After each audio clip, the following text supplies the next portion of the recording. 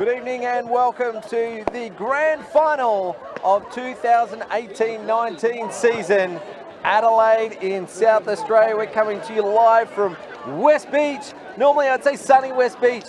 Joining me, Eric Bonner and Lee Hull. Welcome, gentlemen. Massive clash, bit of a delay in the start, all because of the weather. Yeah, it feels like 11 degrees out here at first pitch. It's rainy, it's windy, it's stormy. It's sort of that epic set for the Clash of the Titans, and these two teams have been the best teams from wire to wire. The two teams that you sort of expected to be here at the end, and they are. Lee, you predicted a close one last year. What are you thinking this year? Well, I'm predicting it's going 9 innings, so 2 extra innings, and it'll finish a 3-2 victory to Walkerville. But this weather may have some bearing on that, I'm sure. All right, well, the rain is coming down here. Grand final day 2018-19. We'll try and keep up with the action as long as possible. Right behind you is the umbrella, Eric, if you need it, mate. Jordan Lambert to kick things off for the West Torrens Eagles. We'll get through to the lineups as quickly as we can, as soon as we can.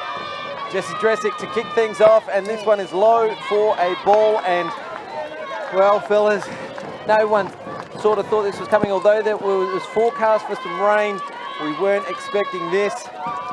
No, well, it makes it just all that more intriguing. So Jordan Lambert, Team Australia player versus Jesse Dresick, arguably the best and most dominant pitcher in the A-grade competition this year. Boston College native, has come over here and done what you just see Walkerville import pitchers do time and time again, dominate, and especially this West Torrens side. But she starts off with a 2-0 count, so she's behind the wagon a little bit versus probably the most diverse and versatile hitter in the competition.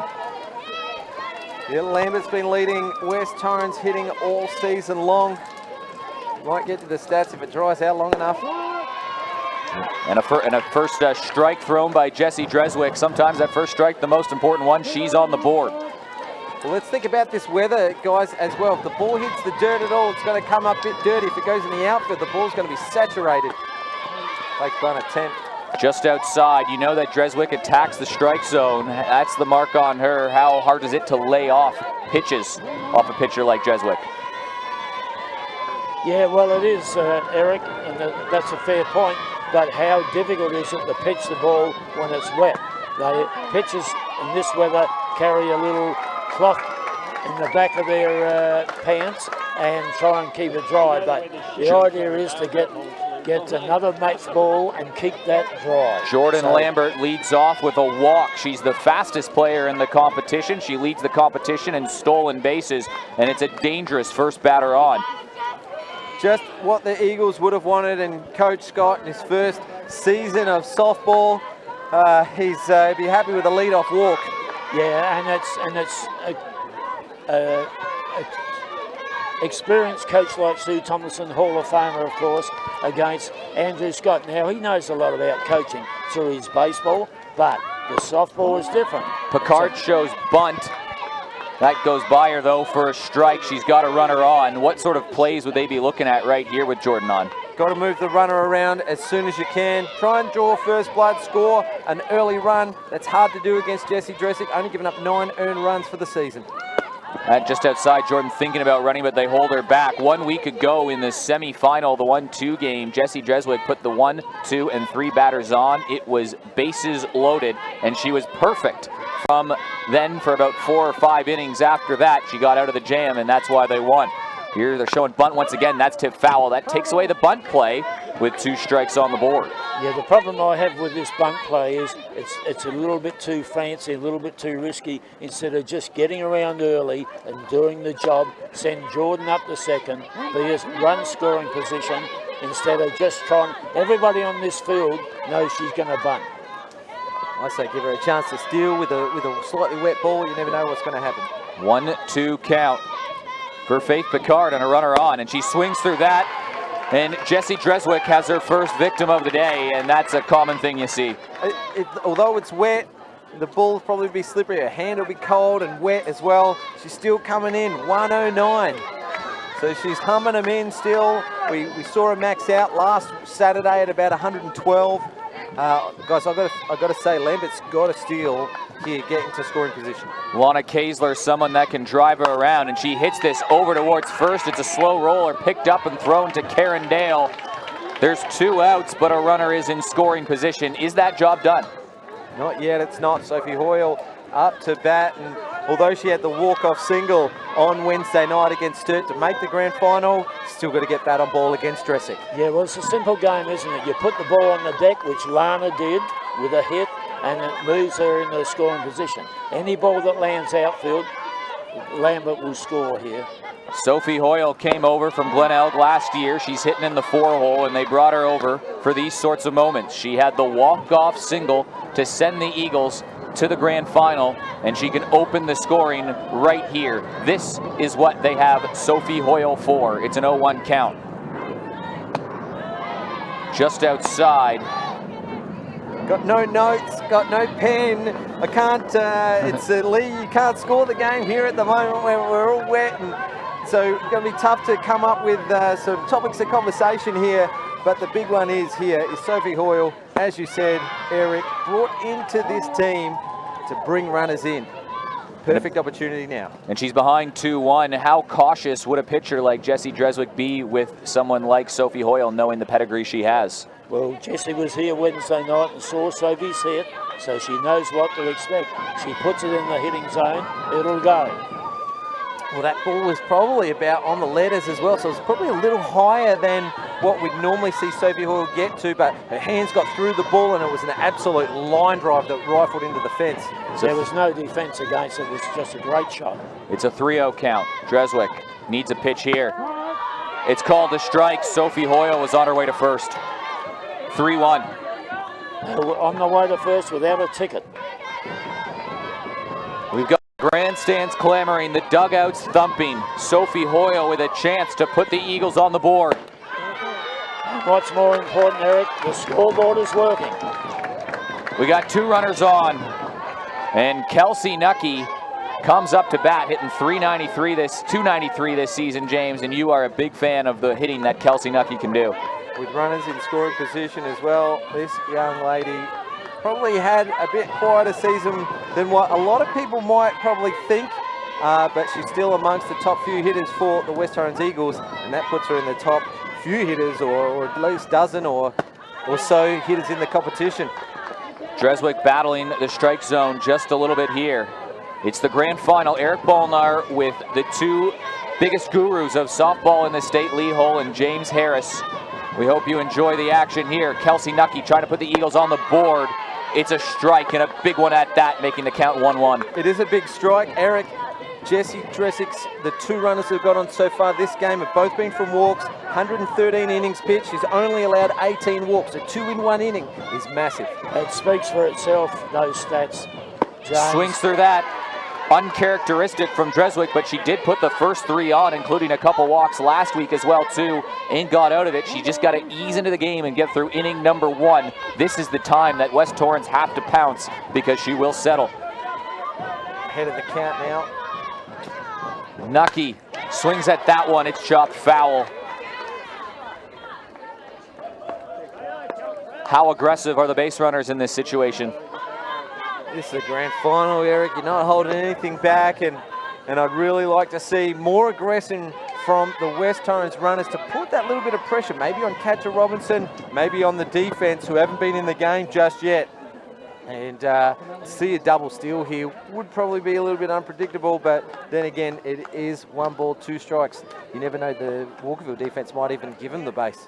You can start to feel the tension in the air around here. It's weather, it's stormy, it's exciting. We can quickly go through the Walkerville defense while we've got a break in play. Jessie Dreswick pitching to Chelsea Robinson, Karen Dale on first, Desi Jumarels at second. We've got Merkin at third base, Steph Collett at shortstop. The outfield is Roberts, Robinson, and King. Big pitch here. Inside, 2-2. Look at the effect the rain is having, not only on us, but on the scoreboard. It's gone mental at the moment. We've got lights flashing everywhere. 2-2 count, 2 outs, 2 balls, 2 strikes, 2 outs. Looking for the first breakthrough of the game, and she swings at that one. That's chopped foul. Kelsey Nucky battling. Lee, are you surprised the runners haven't moved yet? I'm Lambert was lead off Yeah. with a walk, and she was only advanced by Lana Case's ground I'm ball. very surprised, James, because the ball's wet. When it hits the ground, it'll be wet and dirty. So somebody has to pick it up and execute a good throw to make an out. I'd be sending Jordan every chance I got. Double steal would be ideal here. Nucky swings at that one. It's shot foul. Chelsea Robinson had a look at it, but it just drifted away as well. Really got to thank the crew at Spacequake Sports for sticking out this weather. We've got the aerial camera, so good luck up there. It's a bit of rain, not much wind, which is good for us because if it was windy and rainy, the conditions would be terrible. Although enough to make it tough for the pitchers. You can see it on the jersey of Dreswick as well. 2-2 count. Nucky battling away here. This is the 7th pitch of the at-bat, and it's outside. The account is full. The runners will be going. Well, that's what you got to do in this situation. Ball wet, pitcher's got to, keep it dry as possible. Take as many pitches as you like. Send the runners. Double steal on this pitch. Full count. Chance for Nucky. She cracks at that one. It's chopping foul. That's the 3rd foul ball with 2 strikes. This is going to be pitch number 9 coming up of this at-bat. What a battle. This is a great turn at bat, isn't it? And although just a foul ball at the end of the day, that ball still went to the fence. Nucky has seen 7 or so pitches this at-bat, so she's getting her timing in against Dreswick, so she doesn't want to be down the middle here. Yep, this is pitch number 9 coming up, James. It's a big one for Nucky. What a battle, and it's one that we might circle later in the game. Dreswick looking intense. Here's the pitch. It's low. Bases are loaded. Lee up to bat now, 22, Brody Borovnik. She's been one of your picks of the players so far this final series. She went 3 for 3, I think, last time they played on Wednesday night. And scored 2 runs with the couple first RBIs, yeah. So unlucky to miss out on the statewide super player of the game, but geez, it'd be handy for the West Torrens Eagles to see young Borovnik, just 18 years of age, get a shot here. At the beginning of the year, Brody Borovnik was fighting for a spot in the lineup. Based on her second half, she cemented herself as not just a regular in the lineup, but one of the key contributors. She's batting over 300, good for 3rd on a team that's chock-filled with even national and state level talent. And she's been barreling the ball off the best of them. Brody Borovnik, what a moment for her in a grand final. Can she provide a difference here? Here's the pitch. She swings through that one, and it's an 0-2 count. The thing that impresses me so much about Jessie is she doesn't throw any balls in the dirt or over the top. It's all around the same sort of area and makes the catcher's life a lot easier. Borovnik chopped foul. Another battle on our hands.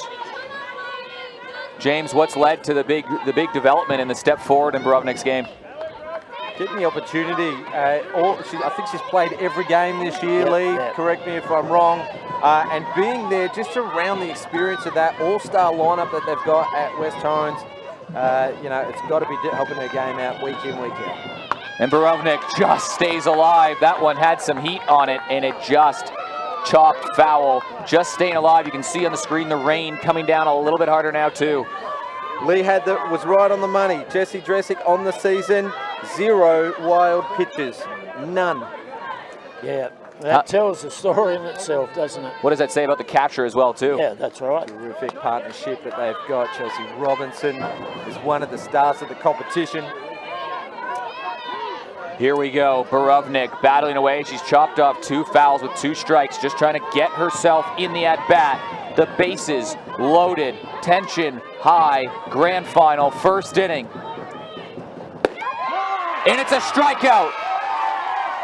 Jessie Dreswick gets out of a bases-loaded jam in the 1st inning for the 2nd straight week. She's done it again, Dreswick. She is an absolute all-star. And that one just came in hard and low and flat and just on the outside edge as well. So anything close, you've got to be swinging. Bases loaded, 2 down, surely. But that's experience. We do have a slight break from the rain, as I think so. Lee, if you could uncover your lineup and give us the West Torrens defensive lineup, mate, we can go for it. I certainly will, James and Eric. And the battery for the Eagles, Maddie Scott to Carly Allen. At first base, it's Kelsey Nucky. Second base, Sophie Hoyle.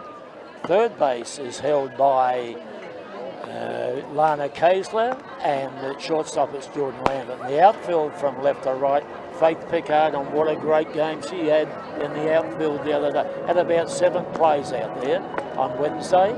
Centre fielder Alicia Marching, and Jackie Bill brings up the right field position. Brodie Brock is batting for 4. Who's the she pitcher? batting for?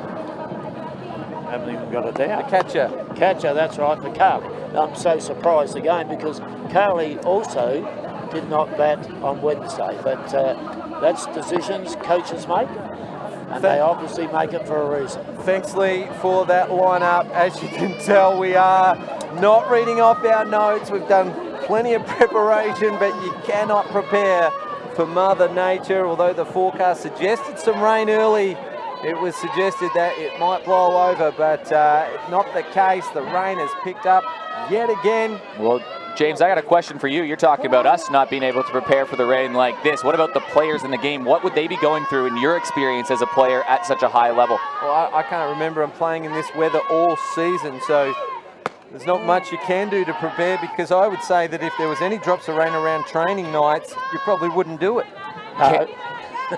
Karen Dale leading things off. She would have played in this weather time and time again over the course of a storied career, over 800 A-grade games, and she's leading off still for the Cats, who are the home team in a grand final. She is remarkable. It's a marvellous achievement, isn't it, for Karen? And she doesn't look like stopping at any moment. Somebody said to me, it's probably her last season, but I've heard that plenty of times before from players, and it doesn't eventuate. Karen Dale. 323 on the season with 13 walks and 20 hits. It's remarkable. Yeah. Unbelievable. And that's the experience the 800 games bring as well.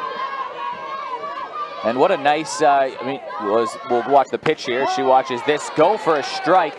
But Walkerville at the beginning of the year didn't have Karen Dale in the leadoff spot, but batting 323, that's not something that's given to Karen Dale because she's Karen Dale. That's given to her because she's hitting 323 and she's getting on base. Yeah, equals second amongst regular starters, tied with Chelsea Robinson, the Aussie rep. Chops that foul. And then right above her, a young rising star in Sophie Roberts. It is a very good lineup. There's no superstar eye-popping numbers. There's just really good numbers across the board in a lineup that wears you out.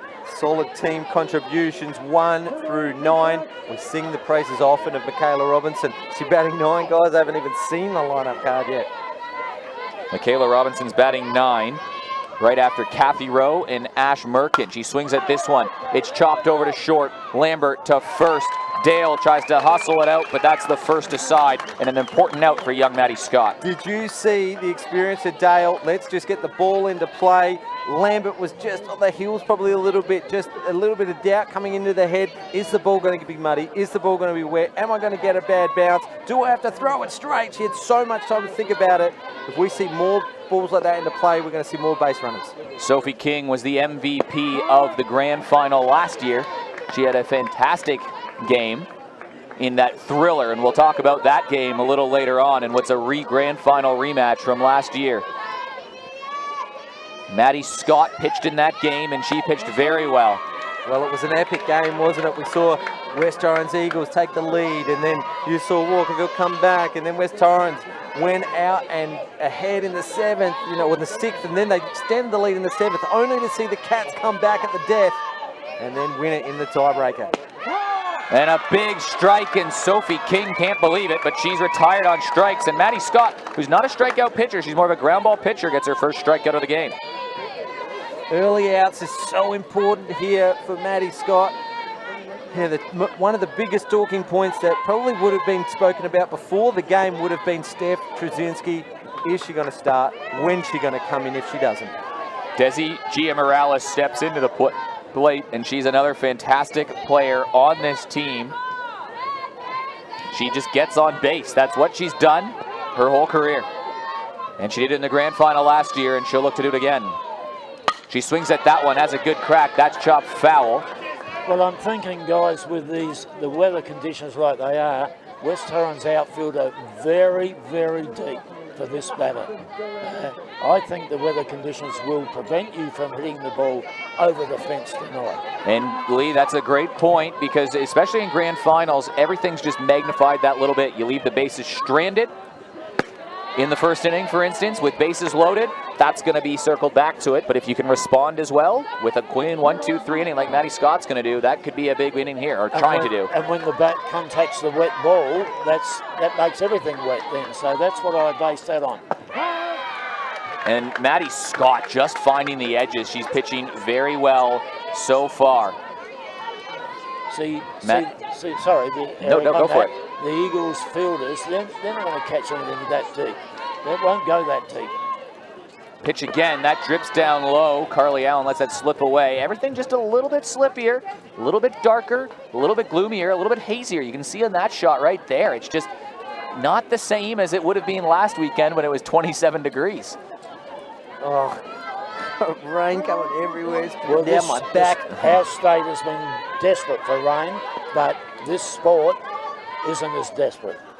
This is hit hard. It's going to be a tough one to play. What a great grab by Lambert, and she's going to throw it. No, it's going to be, she's going to get there safe. What a great job from Lambert from just grabbing that, but that was going to be a tough play under any circumstance. That'll be an infield hit. Statewide Super Replay will show that Jordan Lambert had a tough time taking it out of her glove, and it slipped as she threw it. Look at her. Desi was safe as she arrived at first base anyway, so no damage there, but it might be in the back of the minds of the fielders for the rest of the game. Yep. So, would that mean you try to hold off and just not even bother throwing it? Because if it goes wild, then she's on second. Extra bases. This one goes down low, and now you see Maddie Scott have that slip out. I haven't seen Maddie Scott with a towel like Jessie Dreswick has had in terms of drying off the ball, and she's going to call for one right now. No, Alice Prokopek, one of the bench sitters, is her towel, and she's got one. And so she's doing a very serviceable job there, keeping the ball dry, at least for one pitch. Steph Collette, university experience, one of South Australia's best, batting in the 4-hole for the defending champs. Has a chance to advance Gia Morales here, and she cracks this one. Is it going to stay fair? It's going to slip foul. Great shot right there, showing that on the high camera here with Spacequake Sports. We talk about playing the percentage play. On a night like this, it is imperative that you play the percentages. Get the ball down on the deck, move that runner, Gia Morales up to second, become a run chance. Because there's not going to be many runs in this game, as we said at the start, on a fine day, on a fine night. What's it going to be like here? Less. Pitch from Scott. It's a strike. And that's going to end the inning. Steph Collette goes down looking just like Sophie King. And Maddie Scott comes out firing in the first. How impressive is that from young Maddie Scott? Great first up inning for Maddie Scott. 2 strikeouts from the first 4 batters. And a couple of infield ground balls as well. So well done to Maddie Scott. That'll do her confidence the world of good. Guys, let me just take this opportunity to thank everyone who's watching on YouTube and on Facebook at the moment. It's all very special thanks to our broadcast partners, Statewide Super, MC Sportswear, FK Services SA, Spaceweek Sports, and of course Softball SA. We have been interactive and we have been following all the viewers who are watching at home, and please comment to let us know where you're watching from. Don't forget to like and share this post, and of course the Softball SA Facebook page. We're so close to 6,000 likes. It'd be great to get to 6,000 likes before the end of this grand final. So share this video, send it to your friends worldwide, and I hope you're enjoying at home. We'll try and get to that conversation if this rain holds off. Jessie Dreswick goes back out to the bump for the Walkerville Cats. She has been someone that has really settled into games It almost looks like I can't be in her mind, but it looks like a bit of a nervous starter, especially in the finals. But oh my goodness, does she settle in and zip them in here? This second inning is going to be very telling to what kind of game Jessie Dreswick will be on. And if it's based on the rest of the season, it'll be pretty good. She's from New Jersey in the US of A, and that's similar weather, I believe, to where you come from, Eric. Yeah, so she'd be used to this sort of East cold. Coast, went to Boston College as well, too. She was actually the first ACC pitcher to throw a no-hitter in a game, and that's a place that's a cooler climate, some rain, some wind, so you'd figure that this would play for Jessie. Is that the conference, ACC? ACC, yeah, the conference. Then college, Division I college softball. She was the second ever Boston College softball pitcher to throw a no-hitter, so she's got some game, let's say. Alicia Marchenk will kick things off, the top of the second inning for the Eagles. And she's late on this one and smashes it into the foul fence. So Marchenk, Beal, and Scott coming up. The bottom of the lineup is going to have to do something for both of these teams to try to prove a difference in this game. Well, the three of them have got wheels, so they can run, but they need to get the ball in the play. And they got to get on base. On balls, get them on base, and use their speed. Inside, so Dreswick not throwing as many early strikes in the early stages of this game so far. Boy, was she ever good last week. A performance you'll remember, and this is grounded over towards third. It's picked up before it goes foul, zipped across the dive, and she's safe. interesting to see that Merkin decided to pick that one up right at the last minute on the foul line. Statewide Super Replay will show it.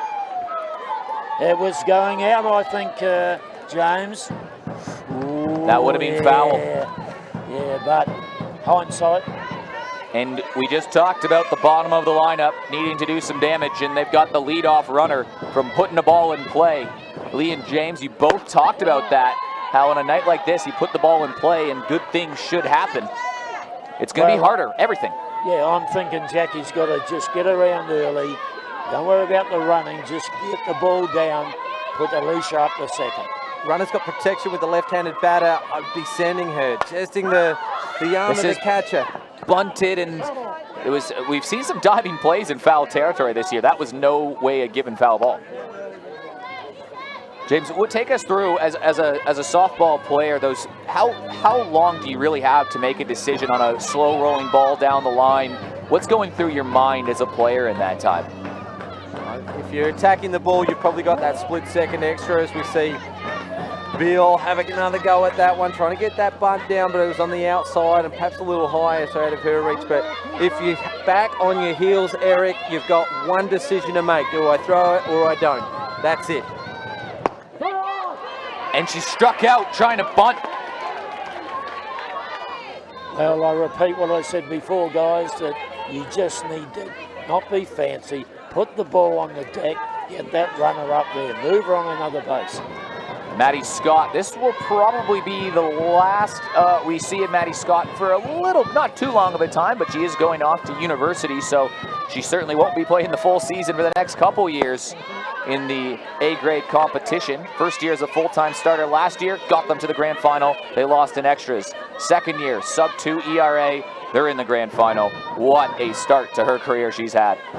Interesting to see if she goes over as a pitcher or as a infielder maybe, and be interesting to see if she stays lefty as well when she gets to college, because we all know she was a right-handed batter all the way up until this off-season. Maddie Scott has some talent, and before she heads off to college, she'll be playing in the Junior Women's World Championship, Irvine, California, this August. What would prompt a change like that on the side of a plate with an 0-2 count here? She chops at that one. What would prompt a change? Why would a batter do that? Might be the difference between selection in a team or not. Might be just giving your team another option. It might be just improvement in her own game. Maybe she's trying to develop into a switch hitter. For the left-handed pitchers, she can go back righty. She's done it her whole life. I understand that, but this situation demands a sacrifice button. Here's the pitch, and she swings at that one. That's chopped to the outfield. Will it find a gap? And it's dropped. That's mad delicious. Maddie Scott rounding second. She's got to go back. She slipped up. She's in trouble. Can't she get back to the bag? It's a race, and she's there, and she's safe. Maddie Scott drives past second and slips. She's going to get in there with a double. She's going to advance Alicia Marching to third, and it's 2 runners in scoring position. Statewide Super Replay. Watch Maddie Scott. She was looking where the ball was, thinking that Alicia Marching was going to turn third and try to score. No one covering second. Cardinal sin for middle infielders. Got to communicate with each other. Who's got the ball? Who's got the base? Has cost Walkerville an out. 2 runners on. Travelodge Aussie Spirit representative Jordan Lambert up to bat. It was a great shot, but even the base runners are finding it difficult to run on this surface now because it's obviously slippery. But a great shot by Maddie. West Torrens put pressure on the base pass in the first inning. Couldn't score. They got 2 runners on with 1 out, both in scoring position, and just the woman you want up to bat, Jordan Lambert. This goes down low. She could even get there on an infield bunt. Could you see a squeeze? Yeah, good question, Lee. Good too, but I'm saying no. What Maddie Scott needs to do from second, get down as far as the nearest infielder, and you'll beat her back. Big Might pitch. cause a run to score. Called a strike. Was talking to Andrew Scott before the game. He said that there's not going to be much in this game. I asked him, what does he need to do and what's the target runs? He said, let's just start with 1 first, because they have gone 2 straight games without scoring anything on Jessie Dreswick despite having opportunities. It's called another strike. Well, starting with 1 run will be massive in a game like this tonight under these conditions. Even though it's wet and terrible conditions for pitchers, Dreswick is still going to that targeted area on Lambert, down and in. They targeted it last week. They've gone again inside on Lambert today. How do you lay off that? That's great eyes from Jordan Lambert.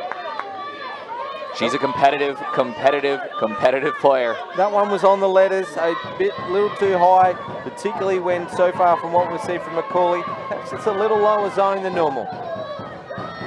Lambert swings through that one, and Jessie Dreswick has struck out the most dangerous player in the lineup.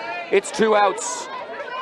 Well, don't speak too soon, because up comes the league leader in hits for the season. She's got 1 more than what Jordan Lambert has, Faith Picard. She leads the entire league with hits. She makes it land now here on the grass. There's 2 runs there, but 1 at a time, like you said, Andrew said, James. Well, if Walkerville can get out of this, we're going to circle inning number 1 and 2 with 5 potential base runners left on. West Torrens surely needs something here inside ball 1. So I'm out called from Robinson. She just wants to have a chat with Dreswick. I haven't had my eye on Maddie Scott at the moment. Is she calling for insides and outsides? Not too sure, or not. Maybe even. What would a catcher be saying in a situation like that? You've got to get it out of reach at the moment, and hope for a ground ball, or maybe even catch a corner and get her looking. We'll see what Jessie can do here.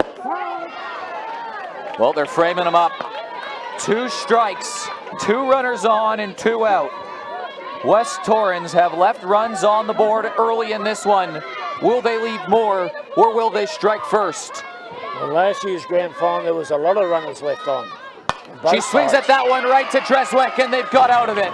5 runners left on base with no runs scored so far from West Torrens. How good has Dreswick been under pressure with runners on base? She just keeps performing time and time again.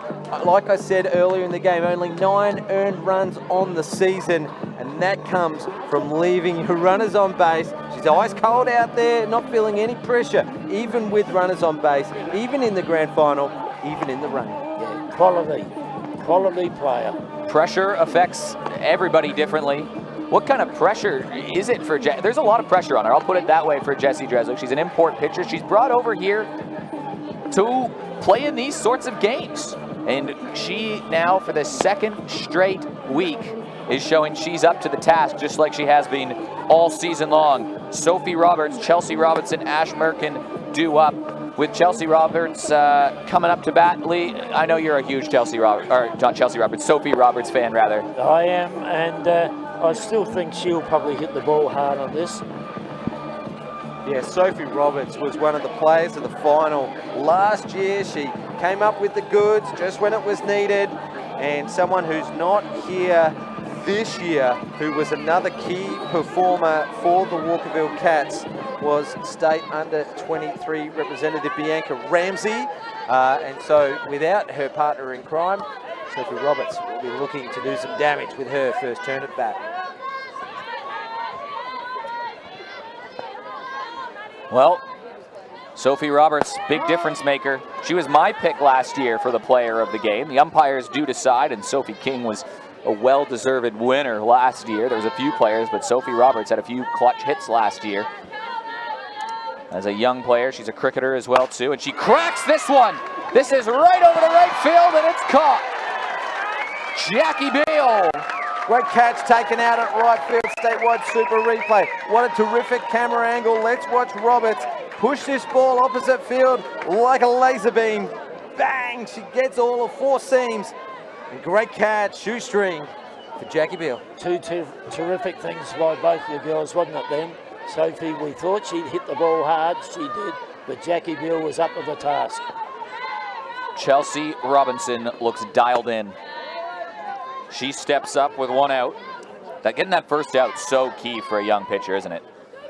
For any pitcher. First out of every inning is so important because your chances of scoring when the leadoff gets on just increase out of sight. This is grounded to Lambert. Picks it up. Throw to first. Got her. Great play. She stayed low on that ball. If we get a statewide super replay on that, you just watch and make sure you see that she keeps her glove on the ground the entire time. Make sure the ball doesn't bounce under it. She comes up with a good throw. Ashley Merkin now the hitter for the Cats. Ash Merkin, what do we know about her? Well, she's living here. She's an American, isn't she? She's American, James? She's moved over in the off-season Yeah. and told Walkerville she's looking for a game, and they said, come out, we'll check you out. I think she's hardly missed a game this whole season, and she's been a rock at third base and been a pretty solid contributor with the bat. Yeah, she's a good all-round player, Ash, so they've picked up well, as Walkerville do a lot of times. Such a great blend of youth and experience on this Walkerville team. Haven't had an opportunity to have a chat with her yet. We'll kind of do pretty well to keep their imports and guests under wraps. So Jessie Dressick's just a social butterfly. So I've had a couple of good conversations with her, and she's helped out tremendously. Who can forget the efforts and contributions at the Under-17 National Championships? She's helped out at some clinics as well. So absolute amazing young person. Country championships as well, too. Merkin and Kathy Rowe and Michaela Robinson, but it's the 2 outs so far. They got the first 2 outs of the innings in the first. It's been 2 very different stories so far. It's been more adventurous for Walkerville defensively. They put runners in dangerous positions. It's been straightforward for West Torrens so far, but it's the same result. It's zeros on the scoreboard.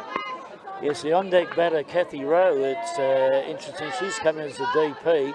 I'm sure Hayley Benithan, had she been not injured, she would have been the DP in this game. The absolute heartbreaking story of this season for the 2nd year in a row. Hayley Benithan, who's one of the gun players of this competition at 18 years of age, is missing through injury again in the final series. Yes, what else can you say? And she's just a great person, Hayley Benithan as well, too. Another great volunteer of the organization. Tough to see those things happen to good people. Ash Merkin has a tough job right here, though. She's just trying to get something going. She's battling away. They're fighting every pitch. James, what's the target? What do you think is the honest target? How many runs is going to win this game? Oh, before the game started, I would have thought 3 or 4, but... This is hit over towards short, and it gets through. Ash Merkin chips away and gets aboard with a hit to left field. I'm actually quite surprised on that one. Lana Kaiser has been so sharp at third base all season, or the game she's been available for at least anyway, and often features in the highlight packages with her diving plays and her reflex plays. That one didn't seem like it was hit that hard off the bat and hardly moved. So be a bit critical for her. It's the grand final. Otherwise, all credit to Merkin for the single. Kathy Rowe steps in. She's only had 12 plate appearances all season. 6 games played. Can you believe, like, so obviously a B-grade player, Lee, you might see more of the action than what I do. Eric, to answer your question, for the game, I would have thought maybe 4 runs would have won the game. Now, I'm thinking 1. Every run's at a premium. It's going to be I'm thinking 2 maximum. Runs are expensive in this one. Although there's been opportunities for West Torrens to be up 5 or 6-0 right now. Are we just waiting for a team to crack? And that's going to be the difference. Small moments make big differences in grand finals especially. And maybe it will come from a player like Kathy Rowe, who's stepping in because of an injury. But she has every chance as every single other player in the lineup to make a difference. And she does have a runner on in Ash Merkin. Such an interesting topic of conversation is, do you play to be safe? Do you play to win? Do you play to be great? This is the time to play great, but at the moment in these conditions, sometimes you've just got to play to get through the out. Get through the play, get through the at-bat, you know, it's... You've played in a few grand finals before, James. How does your mindset change as a grand final player from a grand final to any other game, or does it? I don't know, you dial in like it's instinctive. This is chopped over towards first, standing under that, casual as a cucumber. Kelsey Nucky retires the side, so it's 3 outs in 4 batters for both sides. Pretty efficient from Maddie Scott so far. Yeah, Scott's been right on point, and well done for doing so, because a lot of people in the back of their minds, or maybe they've been saying it just flat out, Trzynski's the one that's got a pitch.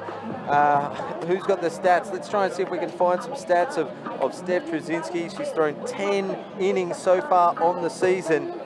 And I think she's only given up 4 on base. So it's such interesting pitching stats here. An ERA of 0, 35 batters faced, 21 strikeouts. Yeah, she's got a batting average against of 0.065. They're ridiculous numbers. And what are Maddie Scott's numbers? Because I think she's got some excellent numbers over the season as well, too. All right, well, not to be outdone. Yeah. And the reason why the West Torrens Eagles have started with Scott all throughout the final series is her ERA is 1.72. Her walks have dropped so much from year 1 to year 2. Year 1, she was still an under-17s player. Year 2, in her first year of senior softball, she halved them. Again, she's reduced them. Only 65 walks on 118 innings. It's a different dynamic that West Torrens have this year, knowing that they have an ace up their sleeve in the later innings, because last year they probably would have loved to have a Steph Trzynski to come into the game, especially as it got closer and closer and went to extra innings. Yeah, and when the starting pitcher gets tired, as you do. Lana Kaesler. What a great point. West Torrens have that ace. Walkerville don't. If something happens to Jessie Dresick, they don't even have a pitcher warming up in the dugout. They won't have anyone ready to come in. It's all on their shoulders. But sometimes, as this is chopped over towards second, picked up by Gia Morales, and she's going to be safe. That ball hit Kaesler as it got past first base, Karen Dale. So the sticky ball, the dirty ball, the wet ball has caused havoc. Let's watch the statewide super replay. Yeah, well, look at the pace that Lana Kaesler got. Anybody who thinks she can't run quick are wrong. 100% wrong. James, back on the pitching conversation, on the other side of things, just to look at it from both ways here, sometimes, especially managing in big situations, a decision is sometimes the hardest part of it all. You know that you're going with Dreswick, you know she's pitching every pitch of this, whereas it's going to be a timing thing of when do you maneuver those sort of roster moves in the flow of a game. It's going to be questioned no matter if it goes right or wrong. You don't want to make that decision. Yeah, well, I can't add any more onto that, Eric, because you've just summed it up pretty well. But I can tell you that Dresick has pitched every pitch for Walkerville this calendar year since they came back in February. And with great success. With great success. Especially against this lineup in West Torrens. It's been a bend but don't break approach. They've bent, they've got runners on, but they have yet to break through. Sophie Hoyle up to bat. Lead off on Lana Kaesler. Something's got to change. Something's got to be different this inning. Lee's saying shape bunt. I'm saying send the runner. Take a chance on the catcher's arm in these conditions. They've got the lead off on every inning. There's the bunt, and it's chopped foul. But yeah, they've got a lead off. Unlike West Torrens have retired the first 2 batters they've faced each inning so far. Walkerville have allowed a leadoff runner on both, or on all 3 occasions now. Well, it's called a sacrifice bunt for a reason. The word sacrifice. Well, she was showing bunt there. That just chopped foul. The bunt's sort of eliminated now at an 0-2 count. We've seen crazier things, including in this game already today. But Sophie Hoyle can hit. Oh, that was so close. Too close for me to lead. Jessie Dreswick, as good as she's been all year, will she be a victim of her own success? I can't remember a time they would have thrown 7 innings. Their first game back after Christmas, 0 draw against the then bottom of the ladder, Seacombe. This is went chalk. 9 innings. Foul. 7 innings. Just and also last week in the semifinal, but that's it. Very small margins in this, but you're right. It's a different game in the finals than it is in the regular season, isn't it? It's unbelievable. The margins are they're smaller than normal. This game is, as our co-commentator, the other guy, Mark Cram, says, it's a game of inches, and in this occasion, it's now a game of centimetres. Sophie Hoyle, 2-2 count. She's battled her way into this at-bat. She's battled her way wonderfully into this at-bat. She did this last time she was up as well, too, before she was retired, but it's a full count. Yeah, she's watched a couple of close pitches, so credit to her and her eye. I don't think Jessica could be messing around here. Well, sorry, now it's a full count. No, it's ball 4, yeah. 4. So that's the 3rd walk from Jessie Well, that was in this interesting. game. Sophie stayed there thinking it was ball 3, and Lana's casually walked 3. How many walks did Jessie have in the season? I think he said 18. 18? And she's had 3 in this game. 3 in this game, yeah, from 20-odd games and 118 pitches. My notes are saturated, guys. This is almost hopeless. Yeah, 113 innings, plus the 3 she's thrown tonight. So 116 innings for just 21 walks. Nucky looking at bunting here. They've had 7 base runners now, and we're only in the 3rd inning. There's only been 6 outs in the game so far for the Eagles. They've yet to score a run. They have to break through, otherwise it's just going to get frustrating. Well, I'm doing the sacrifice bunt, but I'm doing on the second pitch, as I've mentioned probably in every telecast, because that's the percentage pitch. 0-1 count. Kelsey Nucky bunted the first one foul, and she puts the bunt down. It's a good one. They'll advance both the runners, and they got 1 out and 2 runners in scoring position. We've been here before, though. We have in this game, but there it is, around early, put the ball on the deck, protect the runners, they go through, sacrifice yourself. Well done, Kelsey. Brody Borovnik had an opportunity with bases loaded and 2 out, and she struck out. Now she's got runners on 2nd and 3rd with 1 out. Let's see what she can do here. She swings at the first one, chop foul. Just the 1 out is crucial. She gets the ball into play here, find a gap, maybe even force an error, but the mettle of this Walkerville Cats defense is just, it's got to be get the basics done right, field the ground ball, grab the seams, throw out the runner. This is chopped over to 2nd. It's going to be a throw home. No tag. She's safe. The first run of the ball game comes in. It's an RBI from Brody Borovnik, and the Eagles are in flight. Jessie G. Morales had no choice but to play home on that one. Like we were saying, every run's at a premium tonight. Statewide Super Replay. Well, Borovnik, young age, look at it on the replay, running, and yes, Lana, quick legs of Lana, scores the opening run. Another angle of it, as we see Borovnik just getting behind the runner, so perfectly placed, but G. Morales was right on the spot there. She attacked it well. Let's have a look at her from the aerial Great view. angle. She's on the line as it is. She reads it well off the bat. She attacks it, makes a great play, but Too throw was quick. just offline. Yep. And a great dive, though, from Lana as well, too, to get in there. And this all started because of Nucky, prepared to do the sacrifice bunt, puts the runner on, and they've gone from there. So still 2 runners on 1st and 3rd, and West Torrens finally have a runner on. James, have you ever been in a situation in a game where you just left runners on, and you finally got that 1 run? Is that a relief? Is that make it easier to swing, or what is it? Absolutely. It just, the tension comes out of the next batter and she can swing freely, just like Marchenk's done on that occasion. Runners at the corners here, so she's still got a job to do. However, because that run's been scored, a little bit of pressure comes off. Tell you what though, the bad news for West Torrens is that Walkerville have fought back every time that they've been behind this season. Well, the first run in 3 games scored off Dreswick. That was bunted off herself.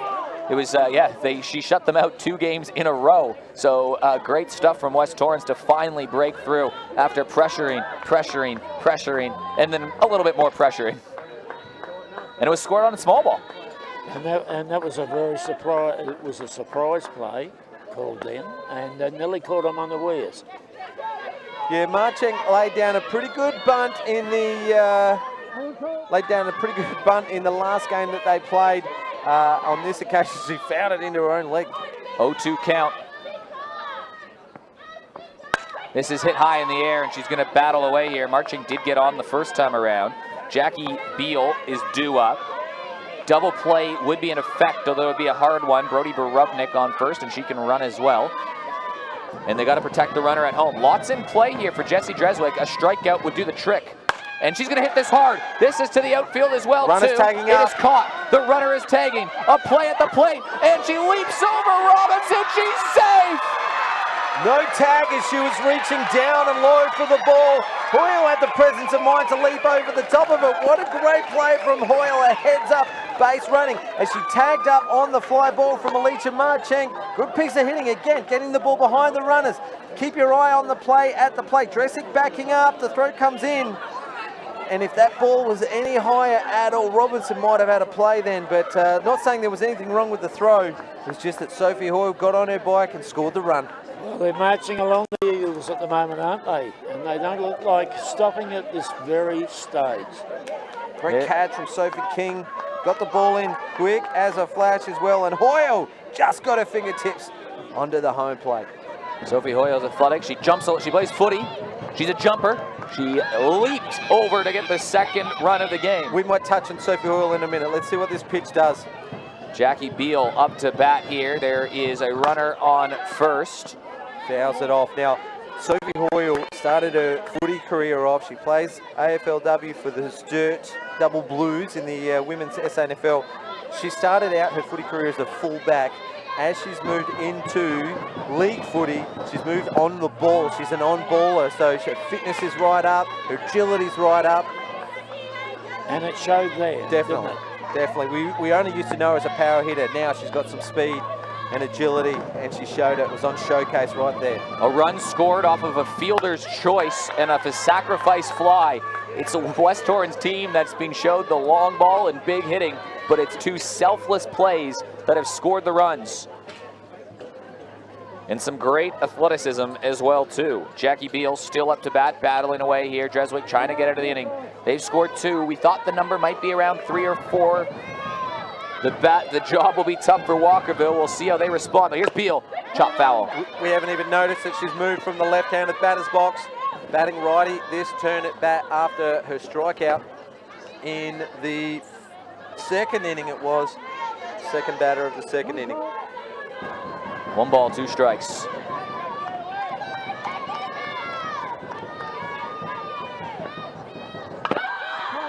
She is just hanging on. Well, you see some people in jackets around there. The temperature only going to dip more. At first pitch, it was 11 degrees is what it felt like at West Beach, according to the Bureau of Meteorology, generally a trusted site. Scoreboard showing 15 degrees. Feels like minus 11. Up high, she's battled her way and just off the bag a bit. Having a retreat is Brody Borubnik. Not a bad idea from Robinson there, just to show off the arm and maybe put that thought in the back of Coach Scott's mind. Well, maybe we won't steal with the cold and wet ball. 2 balls, 2 strikes, 2 outs. This is slashed down the line foul. James, we talked earlier too about the bottom of the lineup needing to contribute. The RBI so far, Borubnik, Marchink. We've said it all season long, Eric, and what we've been so impressed about in this competition is that it has been dominated by these American import pitchers that just come in and throwing strikeout after strikeout.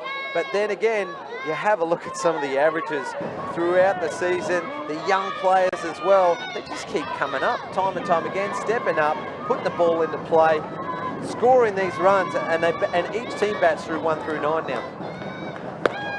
Inside, Jackie Beal has worked her way back into the count big time. It's a full count. And James, you said it right from the start. Put the ball into play. Put the ball into play. It'll be interesting to see where that one went as we watch the replay another time. This is chopped down the line. Is it going to go foul? Oh, she's going to get there safely. A slow roller down the line. It's going to be 2 runners on. We mentioned it with Merkin in the previous inning. Do you leave it? That ball just rode the line the entire way. Let's have a look at the statewide super replay. I think, yes, it's going down there. Oh, it's touch and go, isn't it? Was it touch and go then, whether it was going out? Bill Benedictson. It's like you said, James, you've got to make quick decisions. Here's a look at it again on the statewide super replay. You mentioned Bill Benedictson. You can watch him here. Throw his arms out. Yeah. And that view doesn't show it, but he had a big smile on his face as well. Well, he was fired up about a call in the preliminary final.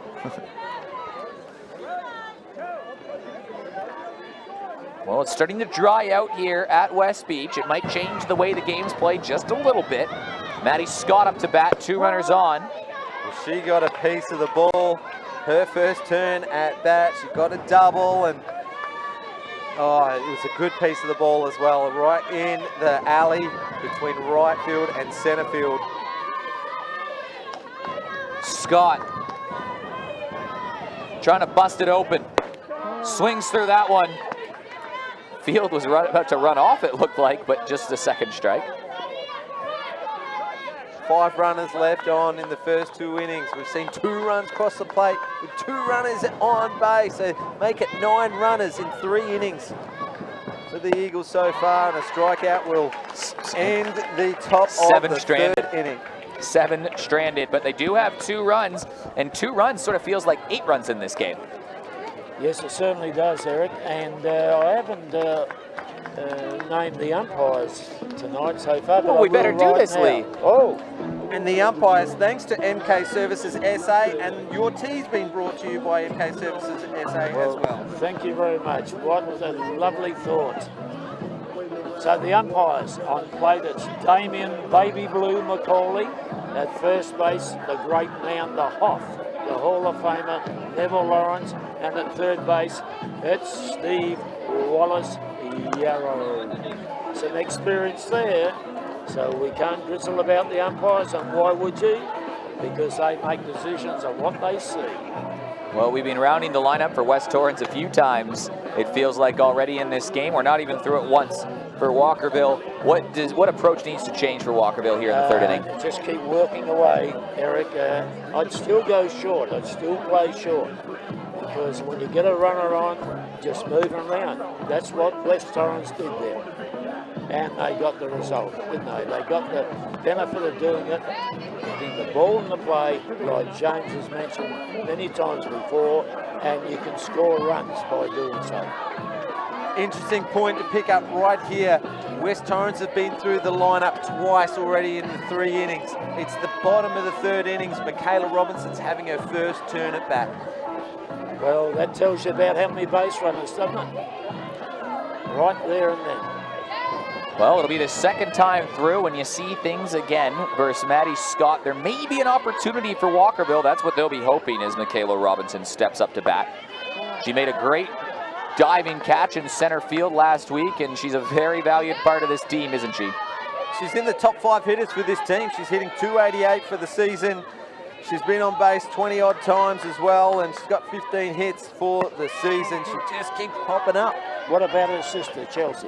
What stats have you got for her? Chelsea's hitting .323. She's had 20 hits for the season as well for about 30 on base. She's just a class act. So the Robinsons have 35 of the 106 hits for Walkerville. This is cracked up the middle off of Maddie Scott, and she's out. That one took an amazing bounce down the line. They could just tag her. That was incredibly lucky. Absolute no luck in this game. Michaela Robinson rifles this one straight back at Maddie Scott, hits her on the fall on a line drive. Kelsey Nucky just pops up for the tag out. And this happens in our sport. That's what makes it so interesting, that sometimes it goes to a player off the hit. Hit up right up the middle once again. then and Carindale's aboard. Other times it goes to a gap and you get a base. Just like that, but it should be 2 runners on for Walkerville here, but it is a runner on first, but they're attacking early in counts right now. Game of centimetres. Michaela Robinson hit 1 or 2 ruler lengths either side of Maddie Scott then, and it would have been a single, just like Carindale. So a bit of redemption here for the Cats at the bottom of the third. Sophie King lays down the bunt. It's foul, and she's busting down the line already, but trying to look for some small ball. Absolute small ball specialist, but never discount getting a little hit in from Sophie King. I wouldn't be surprised if we saw the outfielders come in and attack a little more on Sophie, but you just never know in these conditions there where anything could happen. What Walkerville got to do now is get Karen up the second. We've said about it all game. Get people in scoring position. She lays down the bunt. Much better this time. King will be retired, but the job is done, so it will be 1 out. Carindale will move to second, and it'll be a sacrifice bunt from Sophie King. Simple. No pressure.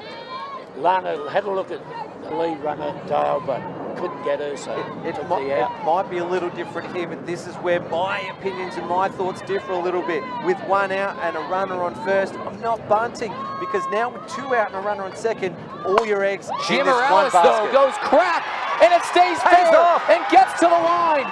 That's gonna cut the lead in half, and Gia Morales is gonna push for 3. It's an RBI triple, and the Cats are in the ball game.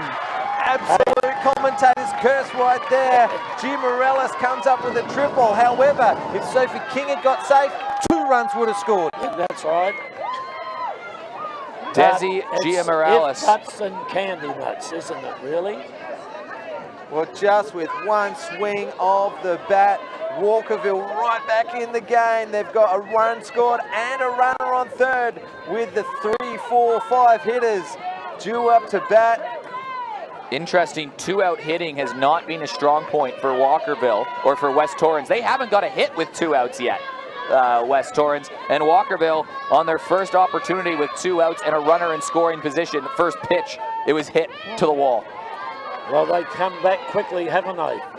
The reply of those 2 runs, Walkerville, the Cats, they're up and running now. Yes, I did say that last inning that the bad news for the Eagles was that Walkerville always fight back.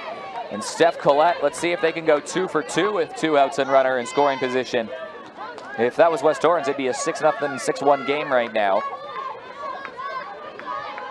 It's not about how many opportunities you have, it's what you do when you get them. And here it is, and she swings at that one. It's up the middle again, it's bobbled by Lambert. This game's tied. The Cats have come back and tied it up. 2 for 2 with runners in scoring position.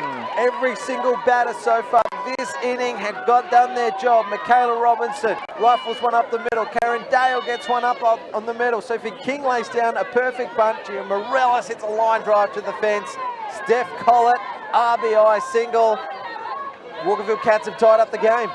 That took no time at all. Right on schedule, as James Harris told us exactly what would happen. Now Sophie Roberts can try to add to this. Runner not in scoring position though, but there's your big difference right there. Bases loaded, 2 outs, couldn't bring him home. 1 out, runners on second and third, couldn't bring him home. 2 outs, runner on second, and then a runner on third, and they got him home. Well, let's watch this one. It's pretty close, down and in with the free swinging Walkerville Cats. Now with their backs were against the wall there at the start of this inning. I would be, if I was Carly Allen calling this game, I'd be getting these next few pitches away from the strike zone and making a chase. And she swings at that. It's hit way up in the air. It's a difficult place, and it drops. Are they going to send her? They won't. But runner on second and runner on third. Sophie Roberts with a hit. And it's 2 more runners in scoring position. Statewide Super Replay will show it. This is not the shortstop's ball. The outfield have to charge that. Call out the infielder. And the runners will advance second and third with 2 out. West Torrens call a timeout. What's the action in the bullpen? I tell you what, it didn't take them long to come back and tie the game, did it? Well, with 1 swing of the bat, they can put this into a big lead. The relentless at the top of the lineup. The second time through, James. You mentioned it right as this inning started. that fly ball was always going to be difficult. It was high, and Geordie was going back, doing her best, but it just landed in between the three of them. Chelsea Robinson, Australian national team player, will step up to bat with a chance to put the Cats in front for the first time today. That goes for a ball. Maybe the conditions drying out have helped both teams here, surely. In this innings, it's all happened in this innings. Here's the pitch. This is hit to Lambert. She picks this up. Throw to first. It's high, but she gets you thought about calling it safe, but she's called out. Let's take a look at the statewide super replay on this, and even the umpire initially called it safe, but changed his mind. Neville Lawrence on the spot. Perfect call as well, because he was just making sure that Nucky was still on the base. The runner had come through. It was just a matter of whether or not the foot was still planted on the base. No replay on this occasion, but you will see if you go back and have a look that Nucky had her foot firmly planted, and now West Torrens, who at the end of the top of the third were sitting comfortable with a 2-run lead, now are staring down the face of a tied ball game again. And you see Kelsey Nucky's reaction. She looked back at Neville because I think she remembered the last time that happened. Well, we're going back to the top of the lineup. It'll be Jordan Lambert's third time up to bat. A batter like Lambert, it's surely only going to help her seeing a pitcher more times. Generally can't keep a good batter down, and Sue Tomlinson just keeping the Walkerville Cats just in for a little bit longer in that break between innings. Well, we saw a shot just before of Andrew Scott having a bit of a conversation with Steph Trzynski. Wonder what that could be about. About pitching, I'd say. There's Andrew Scott walking into the frame right now, and there's Jordan Lambert, the Australian national team player and superstar, and surely she's going to be one of the few that would be a possibility to win the best and fairest tomorrow night at the awards night. Well, one of the locals that would be in the running, but I think there's a couple of favourites, and I think that they're both from the United States of America. Jessie Dreswick and Katie Sutherland Finch, you might be referring to. It'll be very interesting to see when the winners are announced tomorrow night. Also tomorrow night will be the announcement of the top 10 plays of the year, thanks to Spacequake Sports. Cannot wait to see the top 10 as well. Great coverage all season long from What if Spacequake the Sports. top play is yet to come? There's still 4 innings left, or more, at least 4 innings left of softball this season. It's a tie ball game, and last year a couple plays from the grand final had to sneak in the top 10 because it was that spectacular. One of the best games of softball you'll ever see last year, and it's 2-2. We're shaping up for another beauty here tonight. I'm going running bunt here. Jordan Lambert outside. Because she can do it really well. I know Jessie's a class act, but Jordan will catch them. Look how deep Karen Dale is with. Rain's come back, fellas. Just as we started to dry off a little bit, we might run for cover a bit here. Try and stay as dry as possible. Get you to hold that, Eric. I'll cover up the monitor. Jordan Lambert. Have a look at Jessie Dreswick, just trying to shield her own self from the rain. She's got nowhere to hide at the moment. It's a battle. 2-1 count. Got herself in a great position here, Jordan. And now just a bit of a word with Jessie Dreswick as well, too. Well, it wasn't raining when she was doing her warm-up pitches, and I noticed down at the clock she threw one in at 1:10. So she was pumped even after that long break in the dugout as Walkerville put a couple runs on the board. Andrew Scott was joking earlier here. This is grounded over towards short. Throw to first, and the first runner is retired. The first batter is retired for the first time in an inning for the Cats. That's a bit of a relief for them. But Andrew Scott was joking before. We were talking about Jessie Dreswick and the challenge that he faces, and obviously the challenges West Torrens have had all throughout the game. And he said, well, look, the wind is going to be going against her, so maybe that'll give us a mile-per-hour difference here. He was looking for the little things, but take a look at the wind right now up in the lights, James. It is blowing, and it is raining hard. the hardest it's rained all game, I think. And the highest that the wind has been as well, I would suggest. Under the rain, it just adds to the drama of it. This is just epic softball. Last year, we just had the game of the century, really. It was so epic. Tonight, we've got a close encounter for different reasons. And this is chopped foul. It could be playable. Coming in to look at that was Sophie King, and she says, nah, not going to make it. Just the elements now, just adding something different to this time last year. And it's going to Gus, though, because it died off once again. As soon as we were mentioning how hard it was, it's now died off a little bit as well, too. Here's the pitch. Strike. Quality player, this player, Pickard. Faith. Can play in a variety of positions.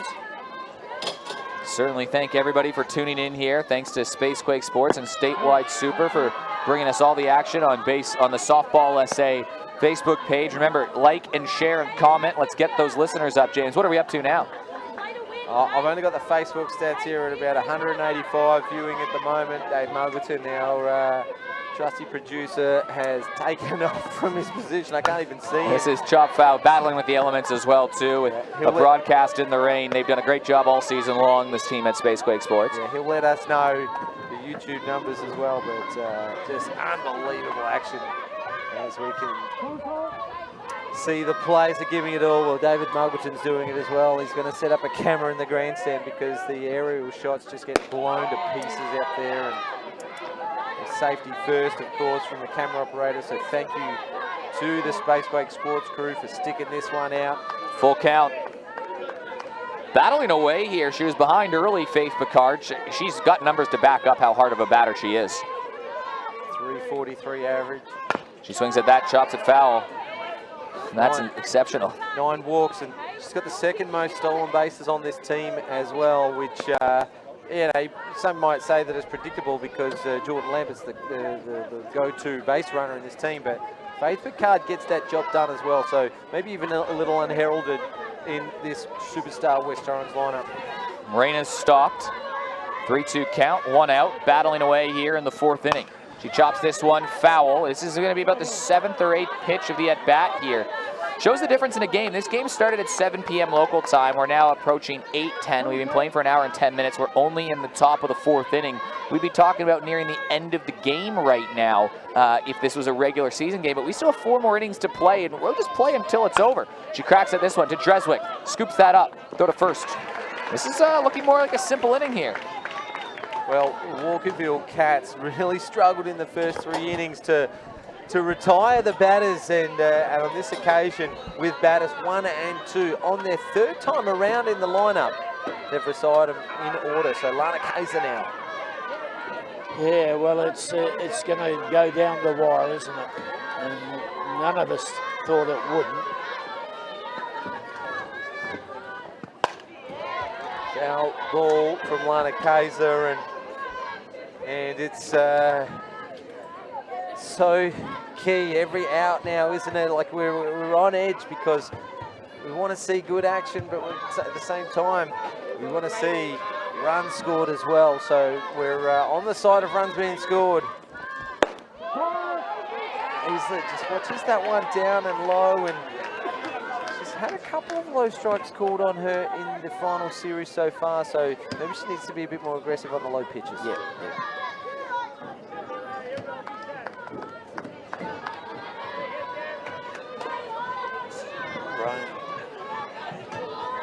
Oh, the rain has come back again. It's probably the heaviest that it's been, and just short spurts of it. And thanks, Lee. You're going to grab that one on that side, and I'll grab this one. And trying to keep everything dry here. Never had so much fun without laughing, James. Lana Kaiser, the hitter for West Torrens. Behind in the count. It's an inside pitch and puts it out to center field. And in this rain and a little bit of wind, Michaela Robinson does a good job to take a catch. Didn't look overly convincing, but She held onto it for the third out, 3 up, 3 down for the first time in this game for the Walkerville Cats. Have they got the momentum?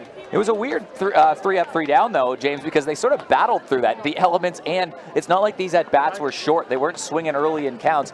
Take a look at that rain. Lee? Sweeping rain, isn't it? As I said before, this state has been desperate for rain. We don't have the usual rainfall at this time of the year, but it could have been tomorrow. I would have welcomed it. It would have been lovely. What are the pitchers dealing with when it's windy and rainy like this? Everything. The wind and the rain and the mentality of a grand final. Man, yeah, just to add to it. Maybe it might even be helping them take that nervousness of the grand final away from them, because they're just, well, I've got to get a grip on this ball and I've got to hum it on down. And what is a shame as I look around this diamond is that this weather has kept the spectators away, because over the last 3, 4, 5, 6 seasons that I come out to grand final day, the home run fence is lined with people, the grandstand is packed, and each foul line has just got colours everywhere. People from all clubs and teams are here supporting and watching, but unfortunately we see a few less people, but it hasn't taken away from the game. Because, and the drama. Yeah, that's right. It's certainly been a cracking game. Last year was that back and forth wild game. It was the extra innings game in part 1 of this Eagles-Cats rivalry. Part 2 is the rain game, and you know what? This is just going to go down in the legacy of the sport, and it's going to be a classic again. Ash Merkin chops this foul. So here's Maddie Scott battling away here in the 4th inning. Is this her last inning? Would they go 3 innings of Steph Trzynski, or would they maybe just do the last 2? I guess it depends on how this inning goes. This is bloop to Jordan Lambert. How casual is she? She's just good. Yeah, read it well off the bat, take a comfortable catch. But what I will mention is that I think my predictions for when we see Steph Trzynski have been wrong all final series so far. So what do you think is going to happen? And then we'll go opposite. Well, I don't know. Maybe they've got innings in mind. See if Maddie can get through 3. See if Maddie can get through 4 before we see Steph Trzynski come out and close it down. But I don't think they can give up another run. No, I think... This is chopped to Lambert again. That's exactly who they want it to go to. Yeah. 2 quick outs right to Jordan. And further to that, James, I think that Andrew will just see how this innings goes. If she gets out of this without any damage, I think she'll go another one. If the bases get full, I think she's out of there. And I'd say that when you've got an ace up your sleeve, you don't want the pitcher to stay out there for too long. You know, 3 times through the lineup is going to be 1 time too many. And this is the last batter of the 2nd time through the lineup. You're 100% correct, Jones. The leash is shortening is what you're saying. Michaela Robinson. There's a lot of trust, though, in Maddie Scott. She gives them every chance to win every time they pitch. Oh, she's been brilliant all season. Again, she's been brilliant for the last 3 seasons, and she's developed so well. I'm not doubting her efforts and abilities. It's just that you've got an Australian squad member sitting in the dugout at the moment. And remember, too, it like you said, it gets harder the more times you go through the lineups. And there's a reason why there's a bullpen in sports that goes 7 innings and longer. There's a reason why you bring in situational left-handed pitchers, right-handed pitchers in those high-leverage moments. It's a different look as well, too, and that has to play into the factor. The mind games that it will play with the Cats as well, it will be, well, here's Trzynski. She's going to shut it down. This is looped, foul, just out of the reach of Kelsey Nucky. Michaela Robinson battling away here.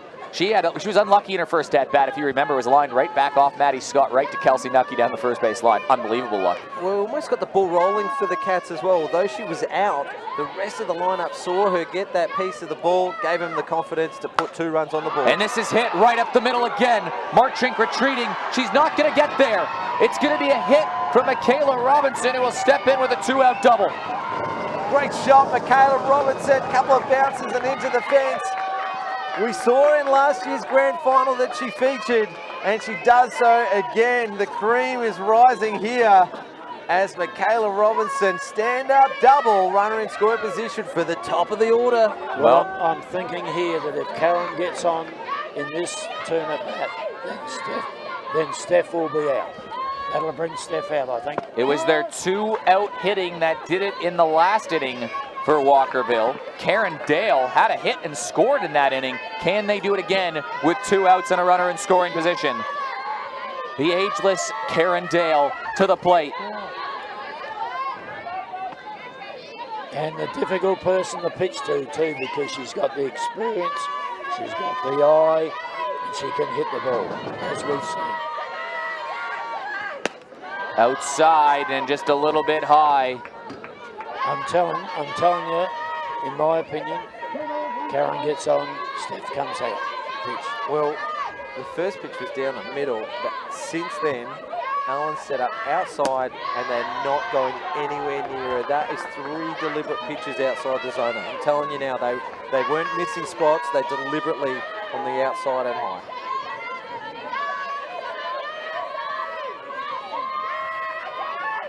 And again, it's a walk.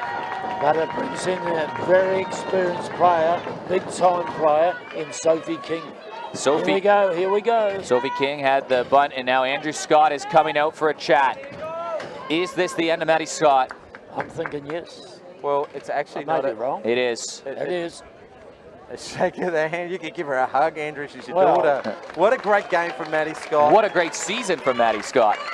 Yeah, and it brings out Steph Drzezinski, but look, just on Maddie Scott, she had an absolutely unreal year, led the West Torrens Eagles to a second grand final, and she's just 18, she turns 19 this year, and, you know, just what she brings to this club is just an unbelievable, determined young lady, and we wish her all the very best for the next 12 months that's ahead of her, because it's got to be a big one. Here. She deserves all the plaudits you've given her.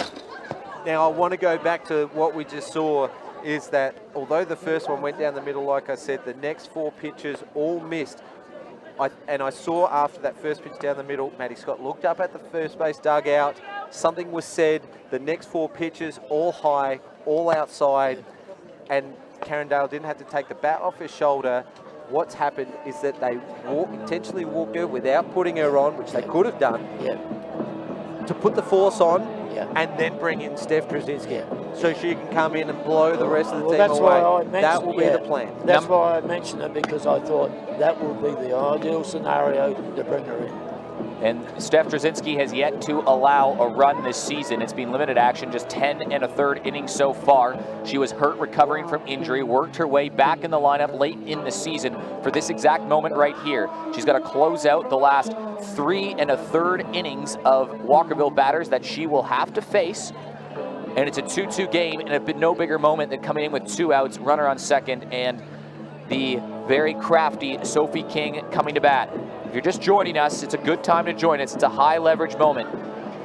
West Torrens, bases loaded, 2 outs in the first inning, couldn't score any runs. They had runners on second and third with 1 out in the second inning, couldn't score any runs. Small ball prevailed in the third. They go up 2-0. But Walkerville, you blink, and the game was tied at 2. A couple long shots from the middle of the lineup, and now Walkerville with pressures with a runner on first and second base. I know the bug says first and third. It is first and second.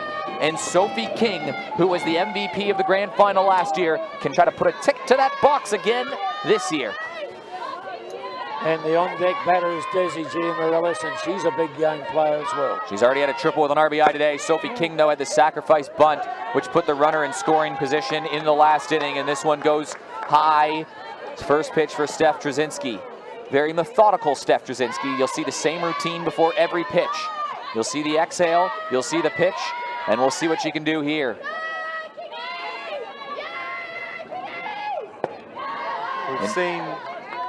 We haven't seen heaps of Steph Drzezinski over the last 4 years, of course. A college graduate at the University of California, Berkeley. Not a big deal. And she's come in for a game here and a game there. She played for the Stars the last couple of years as well. She didn't play this year, she was injured.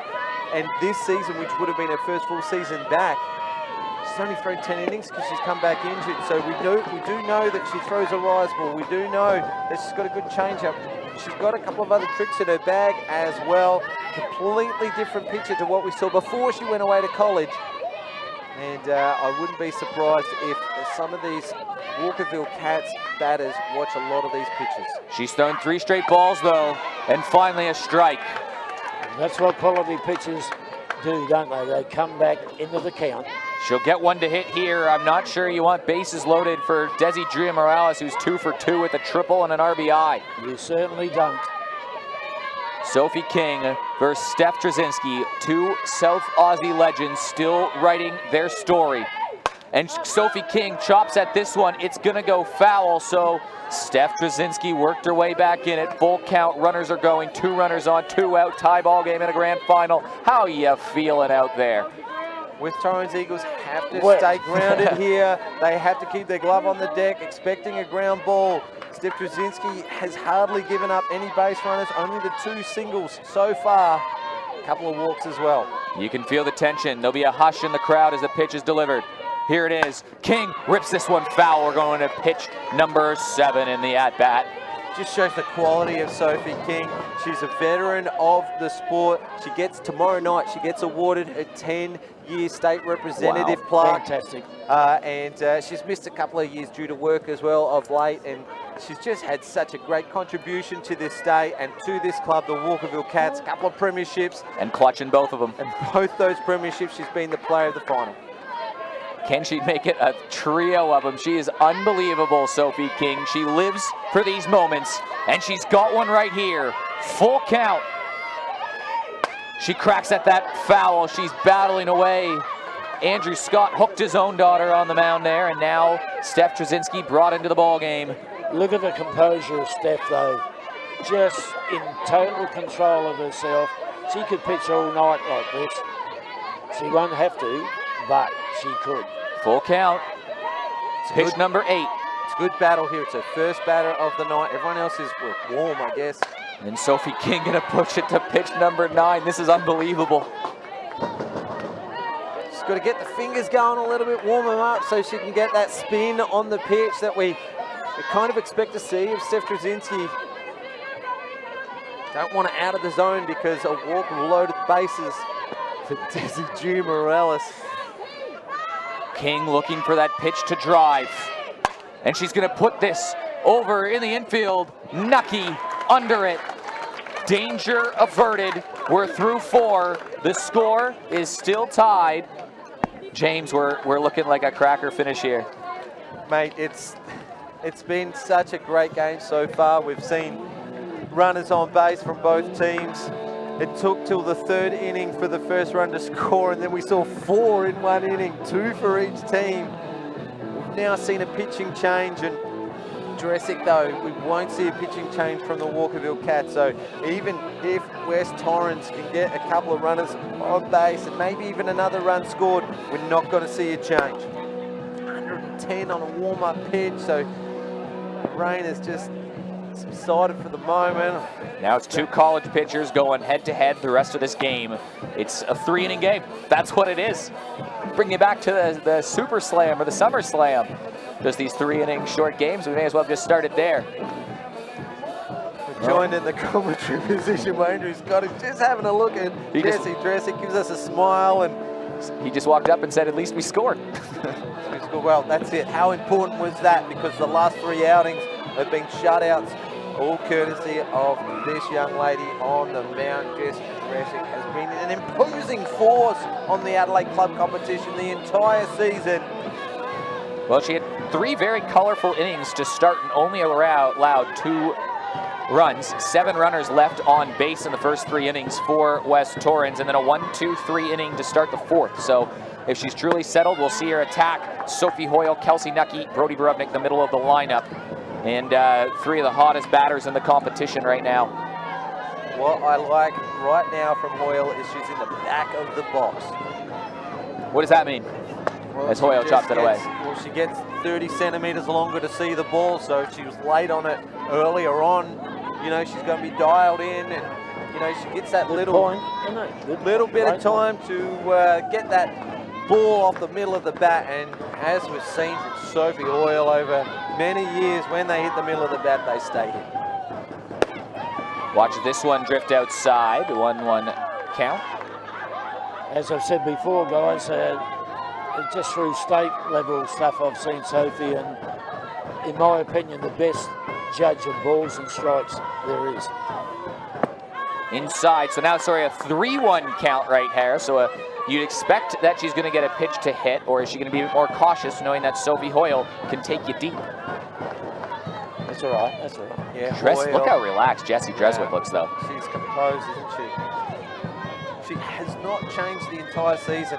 From the first pitch we saw. This is hit up the middle, and this goes underneath Dreswick. It's going to be a tough play. Double clutch, throw to first. They got her. That was an adventurous slow roller over towards second, and Desi Giamorales finally scoops it up. Double clutches, throw to first, 1 out. Well, that ball did everything to try and get Sophie Hoyle safe. Just out of reach of Dreswick. That's hard to do. Then Giamorales has to charge it. She slightly fumbles it. Hoyle on her bike. I don't know if she slipped out of the box or not.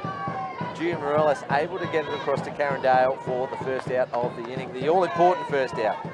Well, it's 5 straight retired here for Jessie Dreswick. That one dialed in. 111 Ks, the quickest pitch we've seen so far tonight. It's come in the 5th, the top of the 5th. And there was a great pitch to it, drop. There's a bit of Justin Verlander about her. She just keeps getting hotter and hotter as the game goes on. That's why you needed. Those runs are looking so valuable, the ones they left on base early on. Bases loaded, 2 outs, and runner on second, third, 1 out. Kelsey Nucky up to bat, behind 0-2. Whew. Lays off that one, 1-2 count.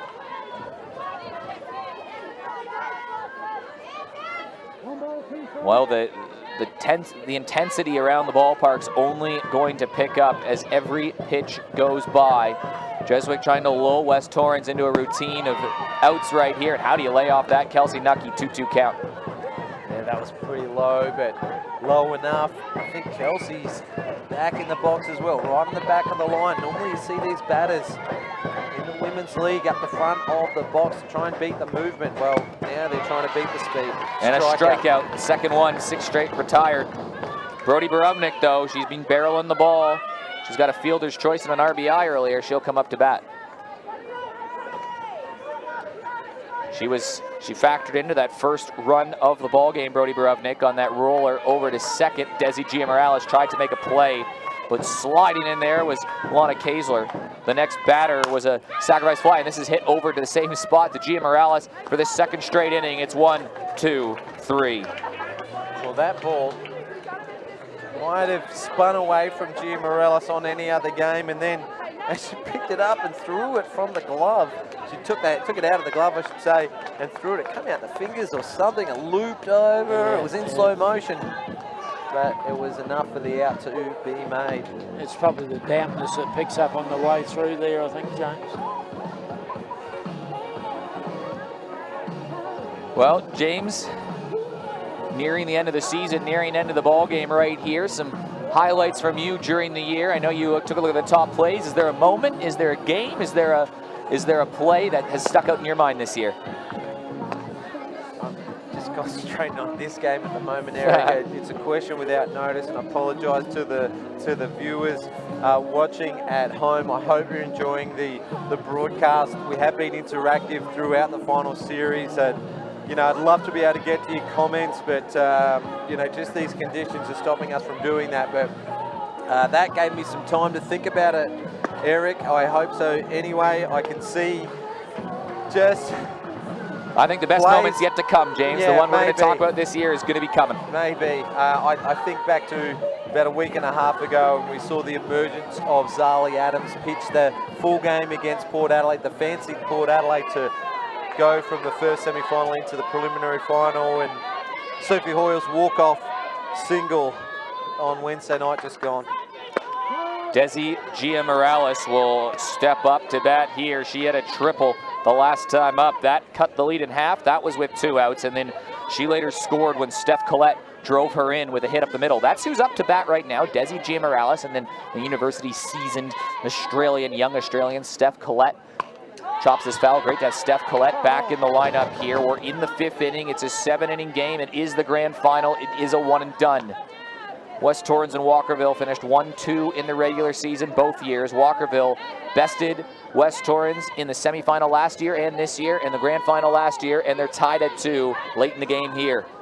Yes, it's going down to the wire, isn't it, Eric? What will be the moment? Here is the pitch. Gia Morales chops this to second. Hoyle flips to first. Well, it feels like both the pitchers are starting to get in a little bit of a routine here and starting to really settle into the game, don't you think? Yeah, we had the 1 innings where the runs were scored, the total of 4, 2 apiece, and now we've had just going along, the game's going along. We've had some games like that this year, a lot of games. Runs are scored in 1 innings, and then we just go along. Well, Aussie national team player Steph Trzynski has been put on the mound late here, subbing in for Maddie Scott, who has been the workhorse all season long for West Torrens, but Steph Trzynski does play for Team Australia. She is recovering from injury, and she's back at a key moment. Steph Collette, university softballer. Yeah, Morgan State for 2 seasons. She's having a bit of a gap year and hopeful to return to the NCAA in the next year. Steph Trzynski, of course, on her return from injury, she will be playing in the NPF in the US this season for the Aussie Peppers. Swings through that one. 1-1 count. Great initiative last year for Australia to go in there. Surely, you can see even the results in this competition, what it's really done for some of those girls who went overseas. And you can identify them pretty quick just by looking at the stat category. They're the ones that are leading everything. This is hit high, up in the air. This is going to be a tough play, and Carly Allen moves under that one. She's in as a specialist fielder this game. She's the flex player. And who's Brody Borovnik is the DP in this game. So Carly Allen really needs to take every opportunity that comes her way. She takes a good catch on this occasion. Sophie Roberts, she had a double the last time she was up to bat. She put herself in scoring position. Big time player once again, but getting those first 2 batters down, having pretty good. You've seen it. Inning 1, inning 2, inning 4, and now inning 5. West Torrens have got the first 2 batters, the first that they faced out, and they haven't scored any runs, Walkerville, but when they got a little bit adventurous, that's when things got interesting. And this is cracked. This is an awkward spot, though. Hoyle calls it off. And it's a 1-2-3 inning from both sides. Both teams have 6 outs left in the bag, but no one has the lead. It's going down to the wire. And that's just what Steph Trzynski wants, doesn't she? She doesn't need to, if she's going to go the distance from here, she hasn't had a great amount of work.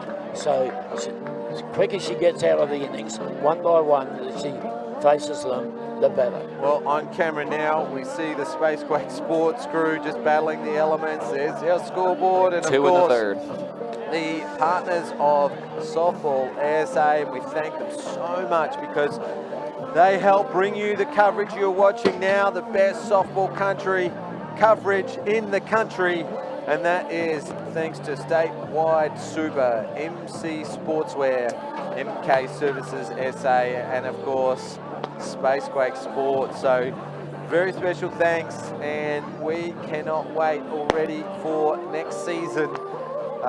We hope to bring you bigger, better, more broadcasts than ever before, but we still have 1 game to go in this season. It is next Saturday night, the Hills Men's Grand Final between the Hahndorf Magpies and the Mount Barker Red Sox, who had a win tonight, convincing win over the Echunga Demons. Men's softball action. And who are you tipping in that one, James?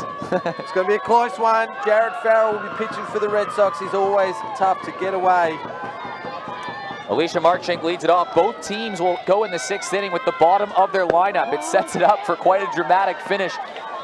And you and I are doing that game, Eric. Lee, I look forward to it. With the great Nick Green. With the great... Oh, okay, yes, that's fantastic. Looking forward, it's a back-to-back weeks of grand final softball action. Next week, the Kings will be crowned, but this week, it's the Queens. Alicia Marchink leads things off. She's got an RBI. It was off a sac fly. Fielder's choice and a sac fly. That's how they score their runs back in the 3rd. Marchink, she choked up that bat that last time and got it to the outfield, but it's 7 straight batters retired for Jessie Dreswick here. She's looking for number 8. 1-2 count. This is cracked to right field. Is there going to be a play at first? There will, but she's safe. It's a hit to the outfield. Alicia Marching is now 2 for 3 with an RBI. Well, it was a high pitch, wasn't it? And she played sort of a half a tennis shot, but it was successful. That's all that counted. So important to get the hands to the ball. I tell you what happened at that turn at bat, and so far the entire game, Dressic's just going heat, and she's going spots at the moment. No change of pace. 109, 110, 108, 107. I found a dry piece of paper to write that down. Marching just had to get the timing. Well, Jackie Beal's been on base as well too. The bottom of the lineup making a difference here for West Torrens. Walkerville will get their opportunity. And that's what made the difference last year for Walkerville in the grand final. It was Bianca Ramsey. Sacrifice bunt, sure. Come on. Come on. It was a surprise, wasn't it? A surprise of Bianca Ramsey, because West Torrens would have been backing on, you know, the stars of this Walkerville lineup to be getting the hits and being the differences, the Gabby Schneiders and the Chelsea Robinsons, but instead it was the Michaela Robinsons and the Bianca Ramseys and the Sophie Roberts of the team. This time round, it's been just such a contribution from the entire lineup, and that is why the Walkerville Cats are one of the best teams in the competition, because they don't just lean on the performance of the pitcher, they get it done with the bat as well. This is bunted. It's called foul. Well, there's not much between these teams at all. And again, a centimeter forward, and it's a runner in scoring position, but it changes it up with a 1-2 count. The situation's the same, not now on this pitch, but nothing fancy. Put the ball in the play, get that runner in the scoring position. Top of the 6th with the 8 hitter up to bat. She's had a strikeout in this game. I think it pinch hitter maybe, I don't know. It's She's going to strike out though. They can't advance the runner. So Maddie, well, it won't be Maddie Scott, it'll be Steph Trzynski who came in for Maddie Scott. Pinch hit Steph Trzynski, otherwise she's out of the game. So Steph Trzynski will come up to bat. This is important. What an opportunity it would be to have national team player Jordan Lambert. That might be the last chance that Lambert has to bat in this game. We are in the late stages, and she lays down a bunt. She's going to put a runner in scoring position for Jordan Lambert. Great punt from Steph Trzynski. She's come in and contributed with the bat 2 games in a row now. She was the winning run on Wednesday night against the Falcons. She's laid down a sacrifice bunt tonight. Key performance from Steph Trzynski right there. Jordan Lambert, she got on base with a walk, but she's 0 for 2 in the game. It's hard to keep a good hitter down, and with 2 outs late in the ball game and a runner in scoring position, it's time for Jordan to shine.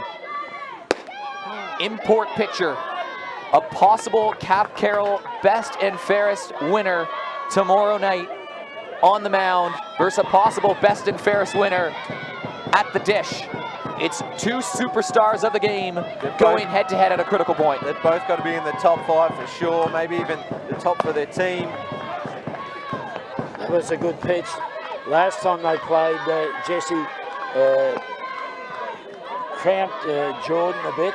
The first turn of bat in the second semi-final, she got a safe at the centre field, but jammed right up. So this is the way to pitch to Jordan. Don't give her any room, she'll build it. 1-1 count. Like that.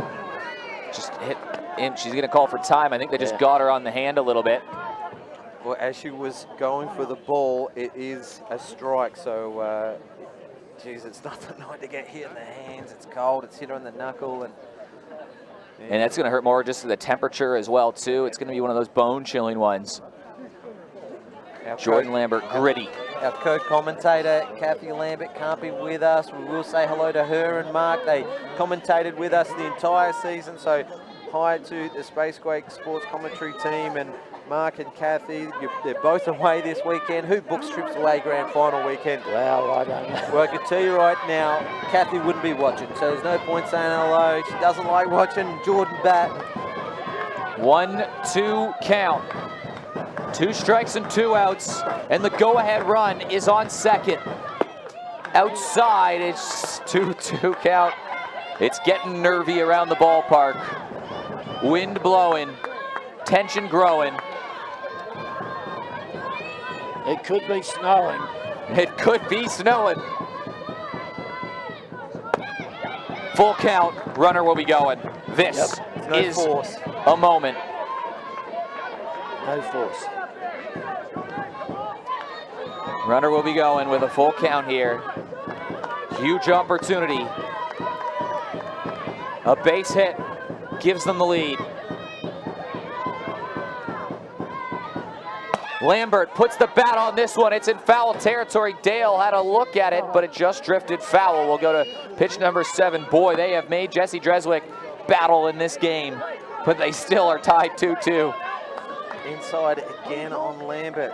She's either got to move back away from the plate a little bit, give up that outside edge, otherwise she's got to turn on this ball.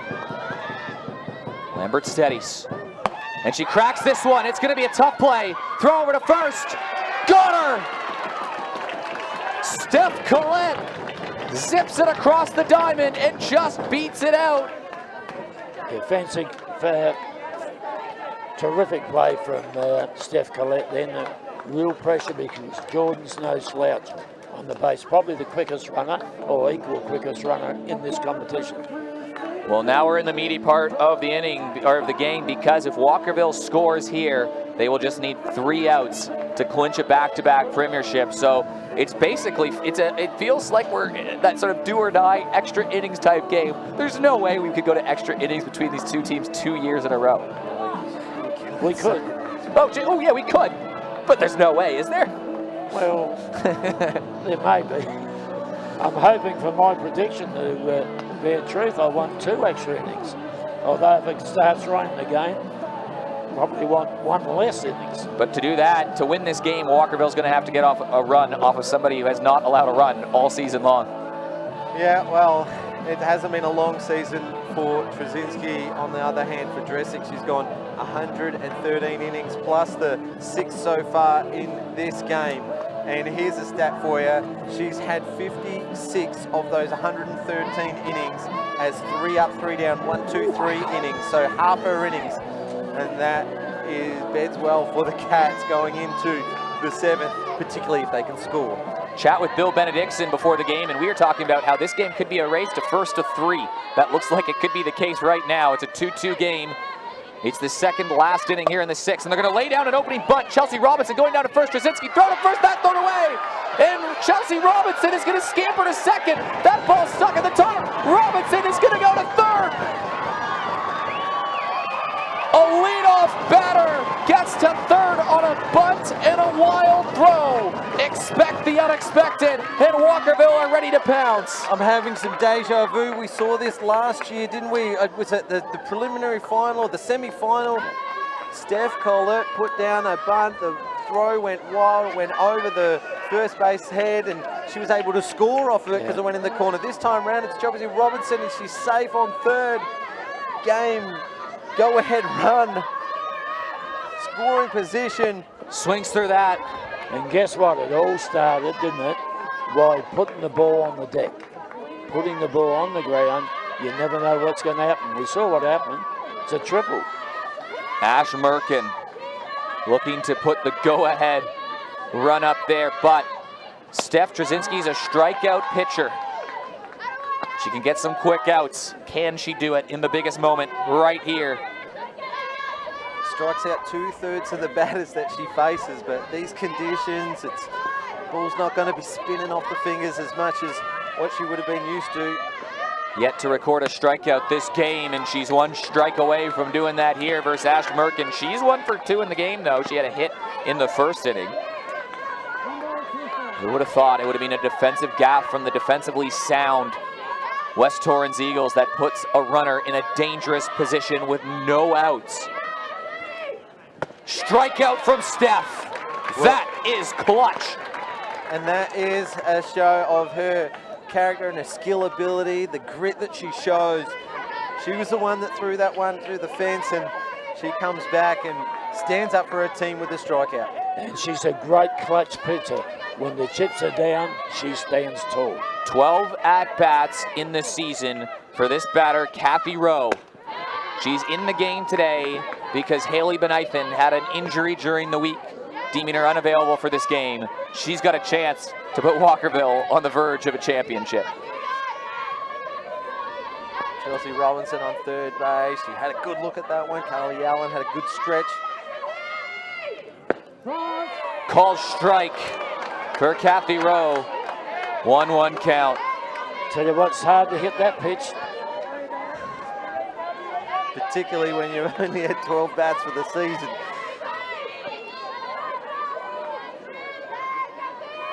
Just got to get bat on ball. Swings through that. 2 strikes. Well, A second out would change everything here. Yeah, well, and it was a bunt that got Robinson on. Yet we've seen just big swings and big cuts from the last 2 batters. Yeah, courtesy runner will come in as well for Robinson. She chops this foul. Good job staying on that one. That's more like it. Good effort from Kathy then.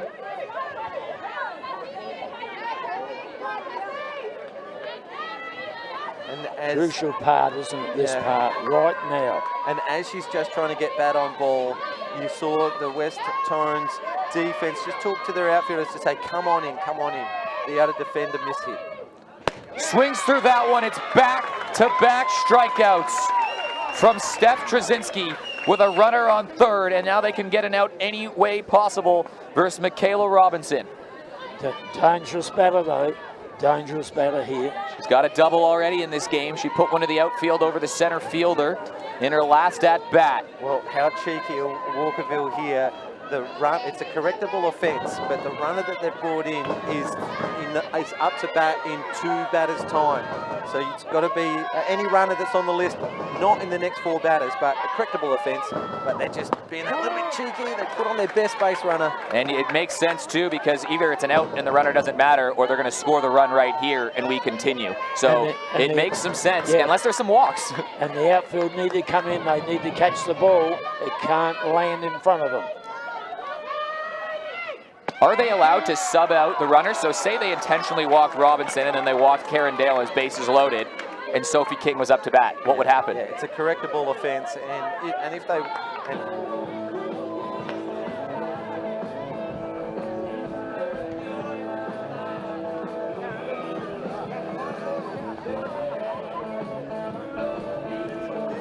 Yeah, go like that, yeah. Yeah.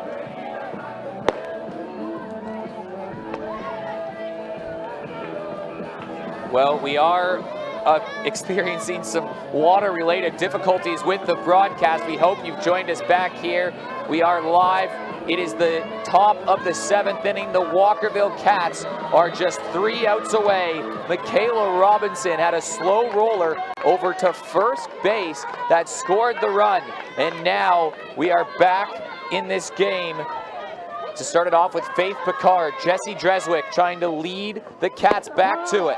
Once again, inopportune times, unfortunately, for the coverage to drop out all season, but Michaela Robinson scored the go-ahead run in the bottom of the 6th, and the Cats lead 3-2.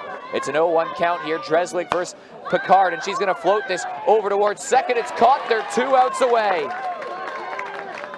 2 outs away. But it is the middle of the lineup. Lana Kaesler comes up to bat. We thank you all for joining us on this makeshift stream as we get you what could be the final 3 outs. Kaesler steps in, swings through that. It was a hard crack. 0-0 count. A wild game in this one. West Torrens went up first. They scored 3 runs in the 3rd inning, or 2 runs in the 3rd inning, sorry. Walkerville responded with 2 runs of their own. Then in the 6th inning, it was a lead-off error that got Chelsea Robinson all the way over to 3rd. 2 straight strikeouts from Steph Trzynski, and then a slow roller on an infield hit, and that was that right there. 1-1 count, 1 out. Lana Kaesler just needs to get at bat. All they need is 1 run to extend life. We've been battling the weather all game long. Here's the pitch, cracked up the middle. Lorna Kaesler, she's aboard. There's still hope. And what better to have than the one they brought over from Glenelg in Sophie Hoyle. Wild stuff in this game. Hoyle trying to play hero. She had the walk-off last week. She can deliver a blow to tie the game up once again. But we are one pitch away from this potentially being over with a double play in effect. Listen closely, watch closely, and tell everybody else on the other stream to go to this one. That's in there for a ball. It's a 1-1 count. Jessie Dreswick was battling earlier on. It was 7 runners left on base in the first 3 innings for West Torrens, but she really has been quite systematic since then. Jessie Dreswick, the import from Boston College. She's from New Jersey, is where her hometown is.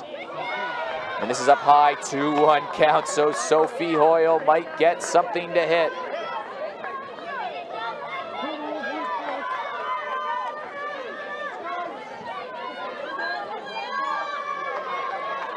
Here's the pitch once again, as we are live back on the stream and just in time. We apologize for the dropout. It's a 3-1 count. You would have missed it, but Michaela Robinson with 2 outs in the top of the 6th had a slow roller with a runner on third that scored Sophie King, which put them just 2 outs away.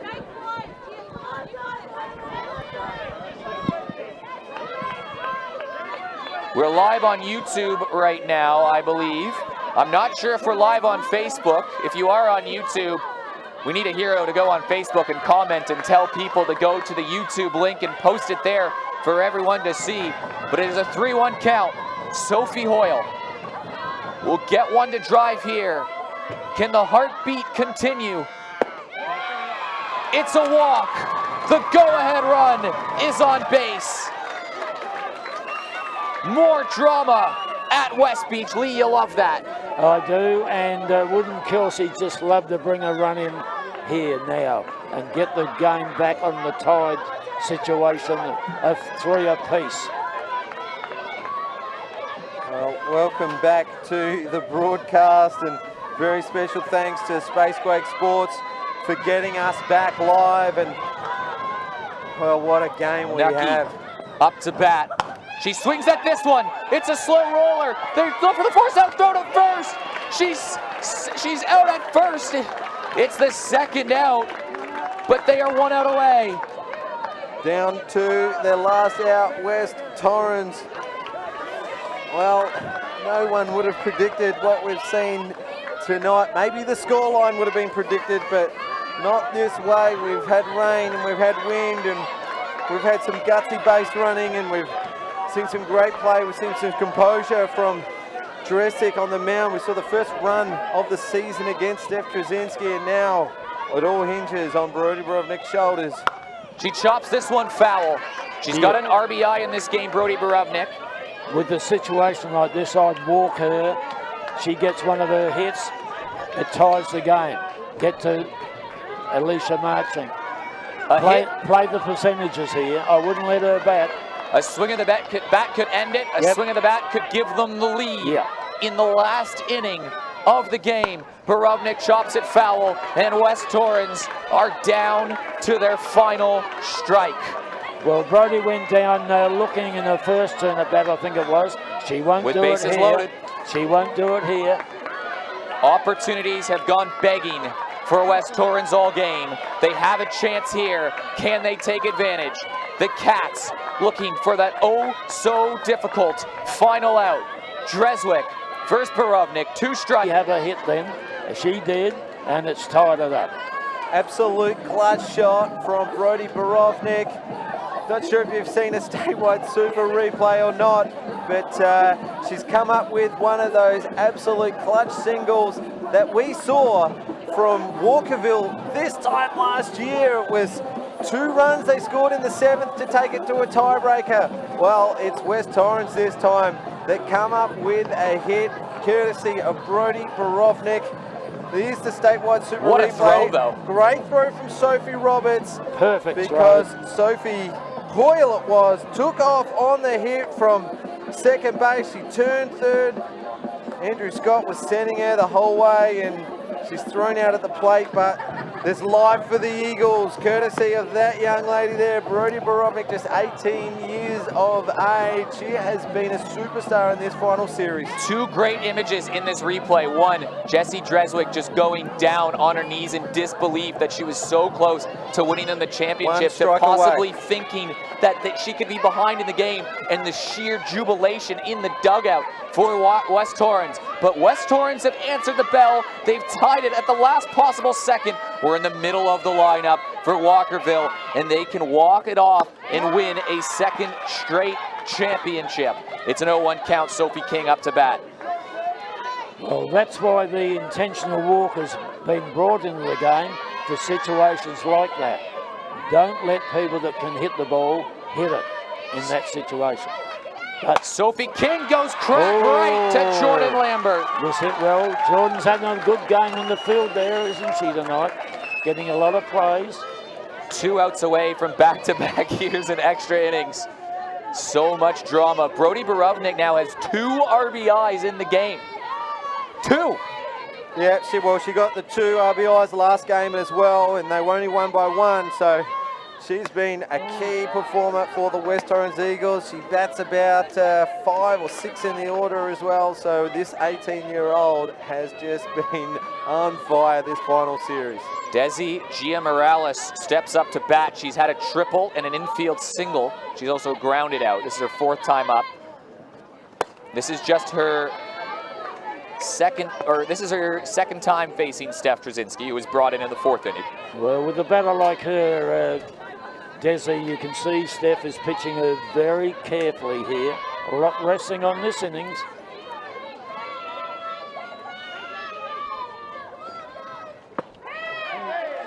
.3-0 count. Nervy stuff. Yeah, Trzynski not happy with herself there because she knows how important it is not to let a runner on base, because the runner represents the game-winning run, the premiership-winning run.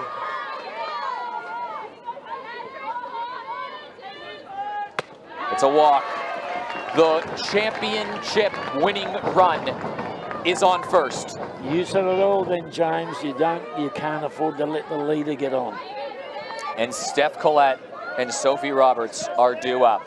Now they'll go short just to get her around in that scoring position at second. Oh, Kayser anticipating it, is down a few steps closer than normal. Well, it's 5 straight balls now thrown from Steph Trzynski. That's unusual. Collette has an RBI in this game. She had an RBI that tied the game up in the 3rd inning. You blinked, and the Cats scratched back. 2-0 count. Steph got to find the strike zone. Terrific time now to bunt the ball. 2-0. She's got to come back with a strike. It'll be foul. Yeah, Steph to put it down. Absolute hitter's delight. 6 straight balls. That's such a key time, too.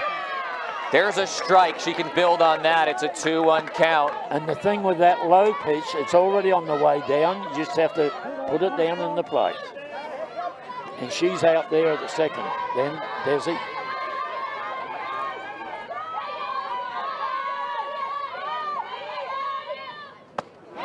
Outside, 3-1 count. It's a green light count. If she can drive one to the wall, that could be it. Well, just wondering if Coach Tomlinson has even considered having a look at the dugout for a pinch runner for Gia Morales. If she's not going to send her, has she got anyone in the dugout that she would? Yeah, she's the most important run of them all. Swung hard, it's a full count, so Steph Trzynski's battled her way back in this. What a game. 2 straight years these teams have played absolute classics. Last year's grand final was epic. This year, doing a treat as well, too.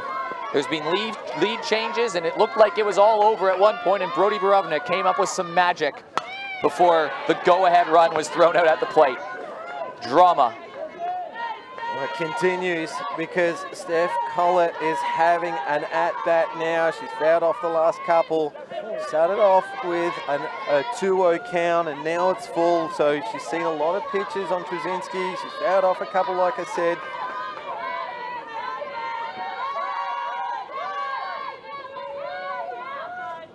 Collette rips this one foul.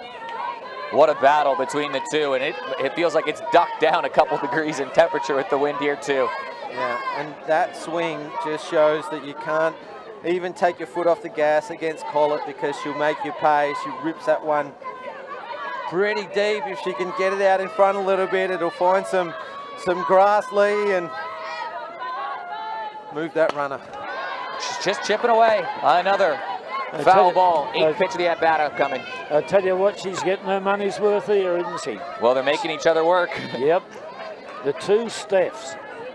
One's going to be a hero for this term at bat, I think.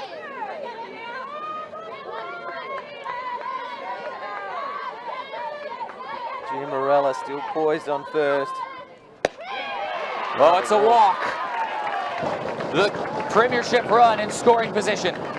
Trzynski's thrown 2 walks the entire season. Again, it's only been a short season for her. Back-to-back walks here in the bottom of the 7th. Coach Scott is going to take a walk to the mound. Sophie Roberts has had a double in this game already. Here's a chance for Sophie to win it all once again. She had a spectacular and clutch grand final last year. Can she do it again? And Andrew Scott just out there trying to calm things down. What a wacky and wild game this has been. You'll remember this for a while. And the biggest problem here is also the on-deck batter is Chelsea Robinson. So it just keeps coming. Don't look too far ahead, Lee, because Sophie Roberts is a cricketer, and I think the cricketers can hit the rise balls as good as any other softballers. So if you've got a cricketing background, you can see that rise ball just a little better than others. I think that's my own personal opinion. Yeah, she's just 16, 17 years old. Yeah, and we've already seen the power that she's got. Sophie Roberts has had a fantastic season. Can she cap it off here? That ball was high, just like you said. It's a 1-0 count. Did I mention Steph Trzynski's a rise ball pitcher? 1 pitch away from this potentially being over. The sirens are sounding. Swings through that one. I love this stage of the game because there's a hush before every pitch. And that's the height she needs to throw to this batter. He's mentioned it, he's said it perfectly, that she'll hit anything that's up. Keep it down on her knees. Otherwise, you'll pay the price. Roberts cracks at that one. Second strike on her. It's a 1-2 count. All right, let's comment on the outfield position now, because if it goes through as a ground ball, you bet your bottom dollar Tomlinson is sending Gia Morales to score, because that ball's going to be wet and it's going to be hard to get a handle on.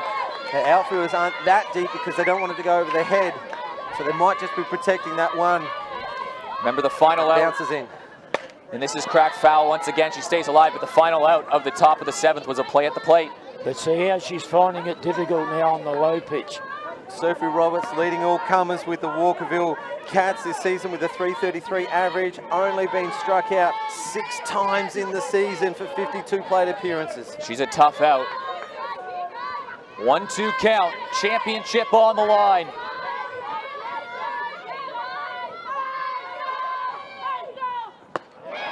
She swings through that one and strikes out. Oh, but a run throws away, and that is going to cost them.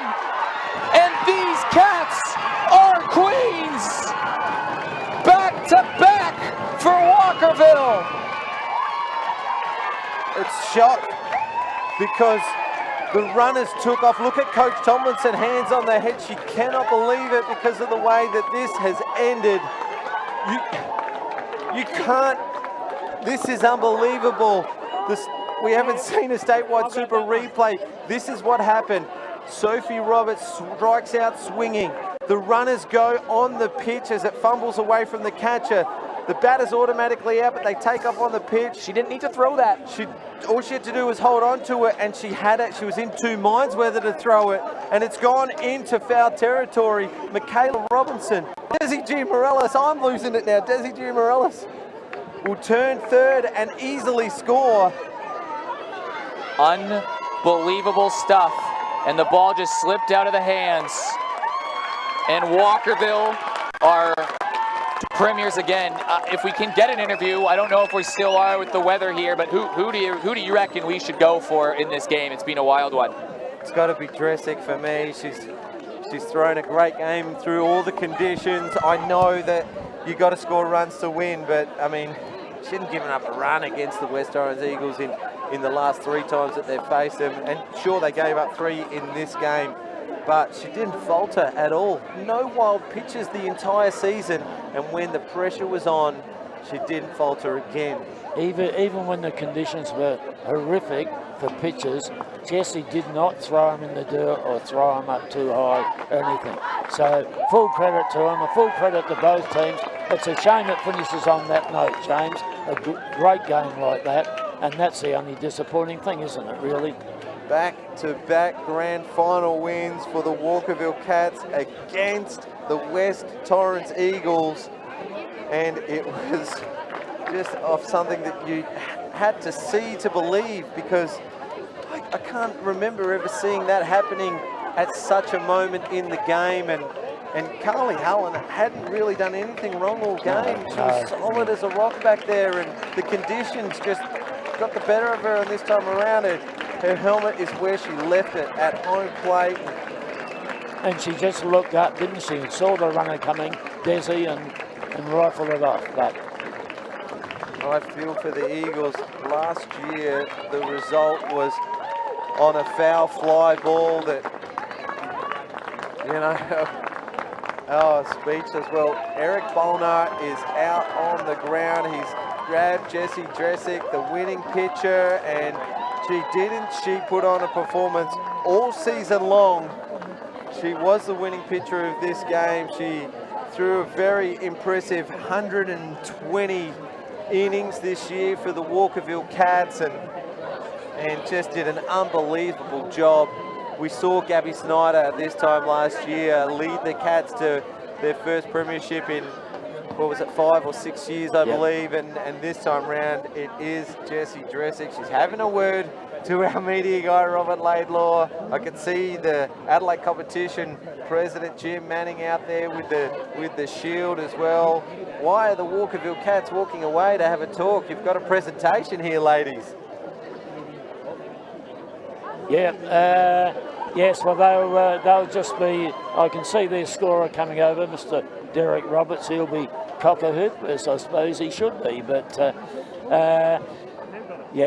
presentation, the shield, and that'll be it. It was unfortunate we lost the feed there, but water in the equipment doesn't help, electrical stuff. The grand final had it all, except for some nice weather. The umpires are deliberating now on the player of the final, so we'll wait and see when the presentations happen who was the MC Sportswear player of the grand final. Normally the statewide super player of the game, but we give the statewide super player of the game, and we're giving it to Jessie Dresic, the winning pitcher, and Eric Bolnar is on standby, just getting the feed up from Space Quake Sports. So we thank our broadcast partners in Statewide Super MC Sportswear and MK Services SA. Look at Jessie, she's still shaking the hands a little bit there because of how cold it is. It's really cold here if you're watching at home. Got the big jacket on, got the hoodie on, and my hands are freezing. Yeah, it's different, isn't it? Different.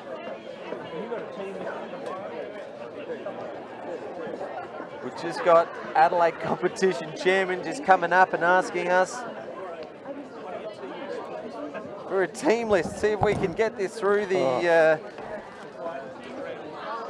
there we go, because of course the Adelaide competition chairman, Jim Manning, will do the on-field presentations with, of course, the softball SA chairman, Yubi Fadul. He's rugged up as well. He's going to get mud on his $1 million shoes as well. It's no, I'm only kidding there. Oh, Lee, even you wouldn't have been able to predict that. No, no, I wouldn't have. Anything else to add? It's I don't think there is anything else there. We saw it all unfold and we saw how it finished. And last year's finished, you know, with not really great, but... well, that cheer that you hear is in the effects mic is for Jessie Dresick. She's down with Eric Bolnar. And we might cut across to the great man. He's with Jessie Dresick. It looks like she's standing on a step.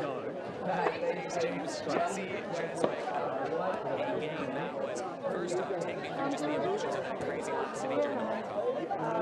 Everyone in the dugout was going crazy. The last inning on defense, we knew we had a job to do, and the whole game wasn't exactly going as we had hoped, but I know with my team, I can really trust our defense and trust the hitters, so it was a high-emotion game throughout the whole game. First up, a tremendous performance from you once again. But again, early in the stages, you had bases loaded, you had runners on first and second, especially in the first couple innings. You got out of it. What was going on in those first innings you were battling? I know that first inning, I thought it was kind of funny. We walked out, as soon as we walked out, it started raining sideways. So battling a little bit. I felt like I really couldn't get comfortable with the, you know, landing where I was planting and really ripping on the ball. So I think Chelsea did a great job behind the plate, making sure I was hitting my spots. But I mean, West Torrens is an incredible team and they have a great lineup. So I wasn't expecting to shut them out again. And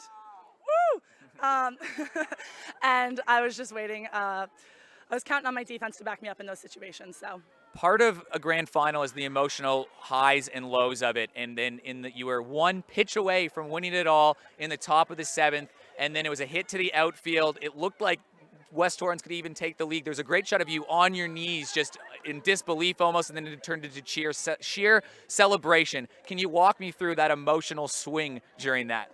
Yeah, I saw once the ball came off her bat, I actually was really excited before that pitch. I knew where I wanted to go with it. Chelsea was right on point with me, and I was so excited letting go of the ball. I thought I had it. She got her hands to it well, and at that point, I didn't even run to go behind backup Chelsea because the second run had scored, it would have scored. There was no one else. So seeing that ball come off her bat, knowing it was going to clear the infield, I dropped, got a little upset. But again, I trust my team. Sophie made a great throw from the outfield to get that third out. So. Before we let you go and celebrate here, tell me about those girls back there and what they've meant to you this season in Australia and the championship here. Oh, wow. Walkerville has been an incredible club for me. I've never been on a team of so many kind-hearted, unselfish, and determined girls. I've talked about this a lot with them. We don't panic, which is why I think I can get out of those situations with base runners on in scoring position. We don't panic. Everyone on the field keeps me calm. And these girls are incredible. Sue Tomlinson is an incredible coach, and I've just loved it here at Walkerville. So. Well, the Cats are queens, and Jessie Dresick, another phenomenal performance on the mound. Premiers for the second straight year. We'll have the presentation for you shortly. Back to you, James and Lee. Thanks very much to Eric and to Jessie. Congratulations to you and your Walkerville Cats on the premiership for the 2018-19 season. Guys, we'd love to be able to stick around and bring you the presentations and wrap up the game, but thank you to every single one of you that has watched our broadcast throughout the season, to our broadcast partner, Statewide Super MC Sportswear, MK Services SA. Thank you very much to the team at Spacequake Sports, David Muggleton and your crew. You have been unreal all year, and your biggest test was the grand final up against the elements tonight, and well done. We'll wrap things up as quick as possible for you. To my team at the Spacequake Sports commentary team and Softball SA crew, in Mark Cramp, who's not here, Kathy Lambert, we thank you guys so much for the contribution you gave throughout the year. To Eric Bolnar, congratulations on another great year, mate. And to my very, very good friend and my colleague, Lee Hull, life member of Softball SA, thank you so much for a huge season. It's a pleasure, James. So I thoroughly enjoyed it as normal, and you too for your excellent work. It was a terrific game, wasn't it? You know, like you said, under the elements. We're going to close it up now, but I'd just like to finish with one thing. I'd like to say happy birthday to my youngest daughter, Hannah, who is 26 today. You are the sunshine of my life. And to everyone at home watching, thank you very much. To Channel 44 and NITV, thank you for broadcasting softball nationally. Thank you to everyone from around the world watching. and everyone who's been involved in these broadcasts throughout the entire year. We do have one more game for the season, and that is next Saturday night at 7 p.m. It is the Hills Men's Grand Final between the Harndorf Magpies and the Mount Barker Red Sox. So on behalf of Softball SA, thank you once again to Spakesway Sports. We very, very much hope to bring you some more great softball action next season. For Softball SA and my crew, James Harris signing off. Good night. What a great year. Good night, everybody.